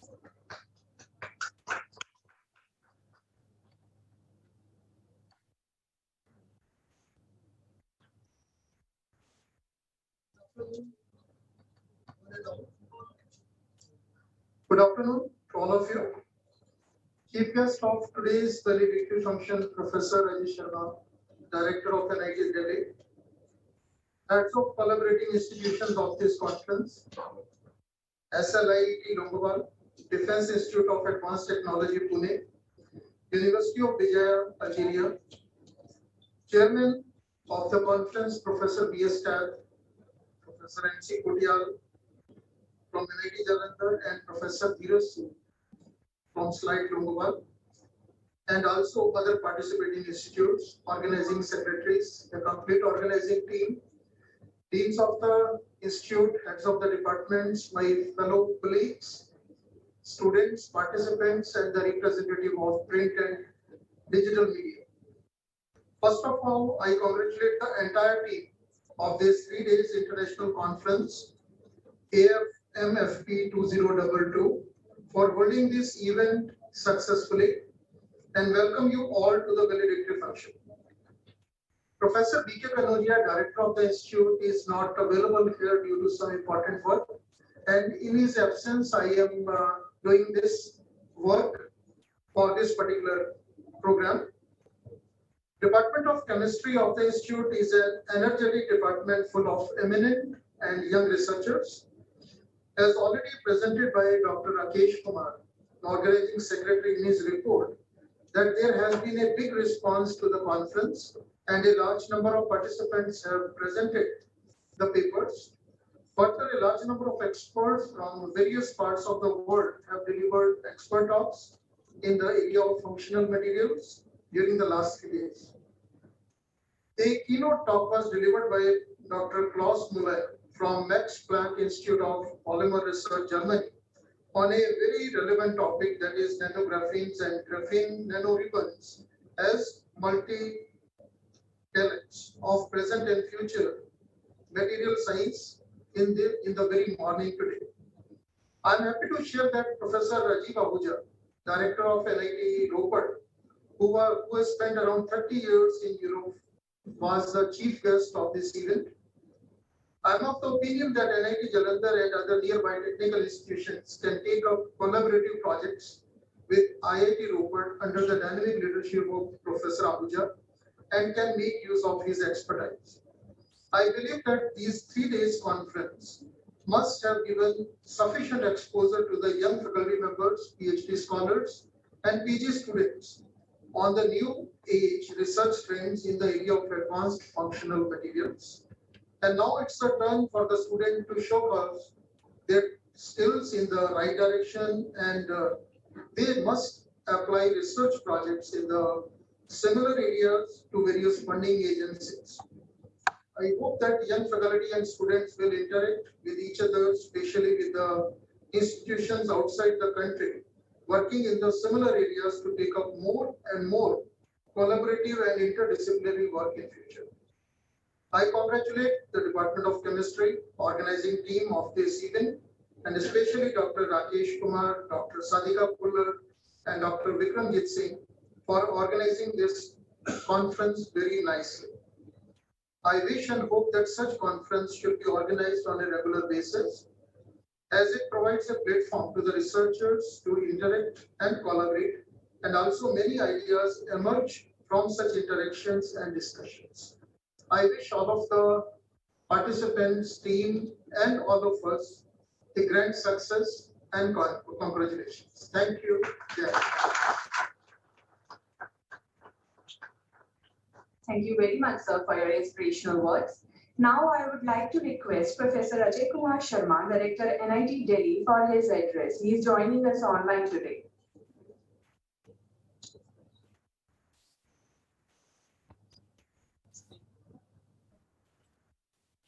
Good afternoon to all of you. The officiating director, Dr. R. K. Garg, Dr. M. K. Jha, Dr. N. C. Kotial, Registrar of NIT Jalandhar, the organizers, Dr. B. S. Kath, Sadhika Khuller, Dr. Rakesh, Dheeraj Sood, Slight Longowal, and the faculty members and the staff members of NIT Jalandhar, all the participants who have joined online as well as offline, and my dear students. It's my proud privilege to be with you, especially on the valedictory function of this 3 days international conference, which has been organized by the Department of Chemistry, especially on the topic that is the advanced functional materials, the future perspective. I think this is the very important conference, and this has been, I have gone through just the website, and I found that it is a multidisciplinary conference which has been organized by the Department of Chemistry of NIT Jalandhar. So at the outset, I would like to congratulate all the organizing team and the participating other institutions who has organized this conference jointly. So congratulations to all of you. And once I was going through the website, I've seen that they have gone through all the areas. I think various experts, they have visited the either offline or online, and they have explained about the various domains, and they have not left a single domain. The few domains which I would like to highlight here, that one is the advanced biomedical materials. So there are various biomedical materials. Of course, this is not my specialization, but I have just gone through your profile, the conference profile, and I found that the natural protein-based advanced biomaterials have been explained. Then silk and silk-like polymers have been explained. Then elastin and elastin-like polymers, they have been explained in this conference, and other natural protein-based advanced biomaterials. And nowadays, the biomaterials, they are very important, and they are playing very important role in our life. And I have seen that there are sessions on materials for agrochemicals, especially for the plants. So again, it is a very important area. And then I've seen there is a lightweight civil engineering materials, because nowadays you'll find that there is requirement of lightweight materials, which just like a magnesium, then titanium aluminide, then engineering plastic, then structured ceramics, then the composite with the polymers. So the materials, I've seen that there is a special emphasis was given on materials for aerospace technology, then electronics, then defense, then materials for healthcare, then the other important areas, which are the smart materials I have seen. So I would like to share with you that there is sheet memory polymers are the polymetric smart materials that have the ability to return from the deformed state to their original shape with induced by an external stimulus such as temperature change. So such kind of materials can be used especially for the bumpers of a car, so that they can regain their original position when there is any accident occur. So there are many things or many new things which are coming up in these areas. So I would like to share that, sorry, there is disturbance in my phone is ringing. So I would like to share that this conference has been given a wonderful platform to all the researchers as well as the faculty members. And I think all those will be benefited, those are working in these areas. So I have seen there are 10 different sessions have been organized in this international conference. And I came to know that there are 30 invited talks, except the participation of 60 participants. And I have seen there are 7 international speakers, and rest of the speakers, especially for the invited talks, they are from the reputed organizations like NITs, IITs, and central universities. So I hope that all of you have been benefited by this 3 days international conference, and especially organized by the Dr. B.S. Kath and his team. I know I would like to come personally to attend this conference, but due to some urgent meeting, I could not come. So next time, definitely I will visit. So thank you very much. And congratulations to all the participants who has received the various awards. Thank you very much. For your motivating words. Now, I would request Dr. Sadika Kular, Organizing Secretary, AFMFP-2022, for a vote of thanks. Please. A very good afternoon to all present here.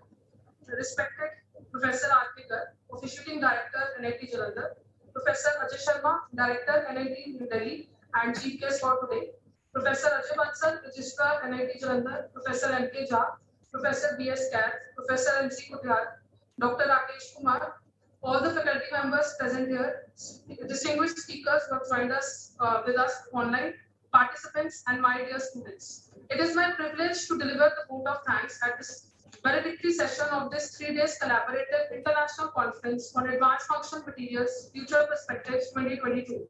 The theme of this conference was advanced functional materials, as this is one of the most important research endeavor in this current time. We hope this conference has given you all an opportunity to get a first-hand experience of some exciting research happening in the field of materials. First of all, I would like to thank Professor B.K. Kanodia, Director NIT Jalandhar, who could not join us today because of some other appointment, for extending all the support and facilities to conduct this conference. I would also like to thank Professor R.K. Garg, Officiating Director, for joining us today. On behalf of NIT Jalandhar, Department of Chemistry and the whole organizing committee, I wish to express our heartfelt appreciation for the chief guest for today, Professor Ajay Sharma, Director NIT Jalandhar. Thank you, sir, for accepting our invitation and be a part of this conference. I would also like to thank Professor Ajay Bansal, Registrar NIT Jalandhar, for joining us at the valedictory session. I take this opportunity to express our profuse gratitude to all the directors of the collaborating institutes. Without their support, this conference would not have been possible.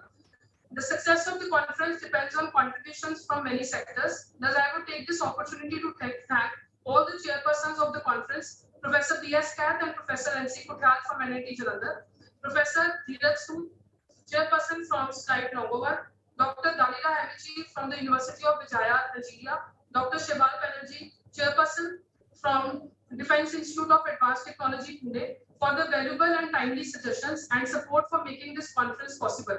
I am sure without their organizational skills and commitment, this conference would not have been possible.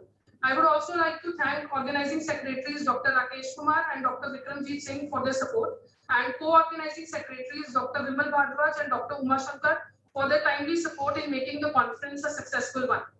I would also like to thank Dr. K.P. Sharma from the Department of Computer Science and Engineering, Mr. Bhupinder Singh, Scientific Officer, and Mr. Gunman for all the technical help.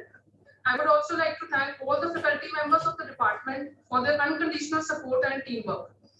I would also thank all the chairs and the co-chairs for successfully conducting all the sessions. I would also like to take this opportunity to thank all distinguished speakers and participants from different parts of the world. I am sure that their deliberations over the course of last few days must have ignited fresh ideas, insights, and solutions to some common global challenges in the scientific fraternity. Last but not the least, I would like to thank all the PhD and the master students of the department, without whose participation and involvement, no such conference is complete. Thank you.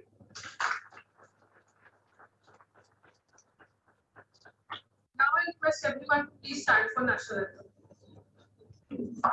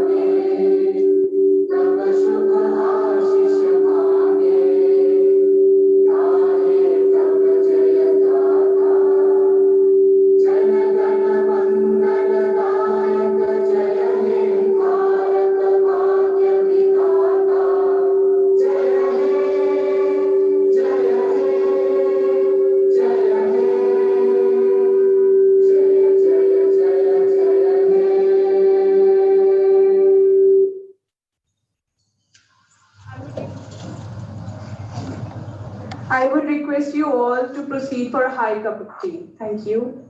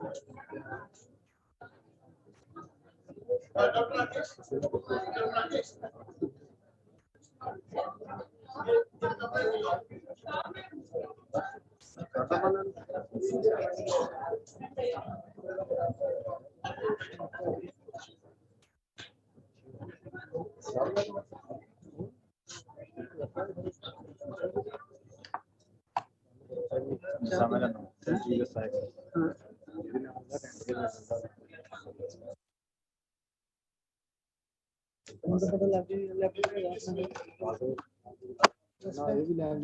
this, we conclude the conference. I would like to name all the online chairs and co-chairs.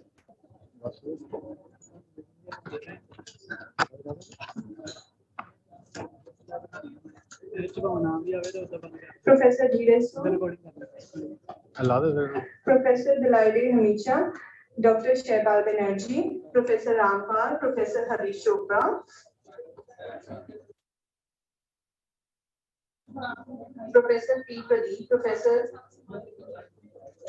Sanjay K. Mandal, Dr. Venkat Krishnan, Dr. Shehbal Banerjee,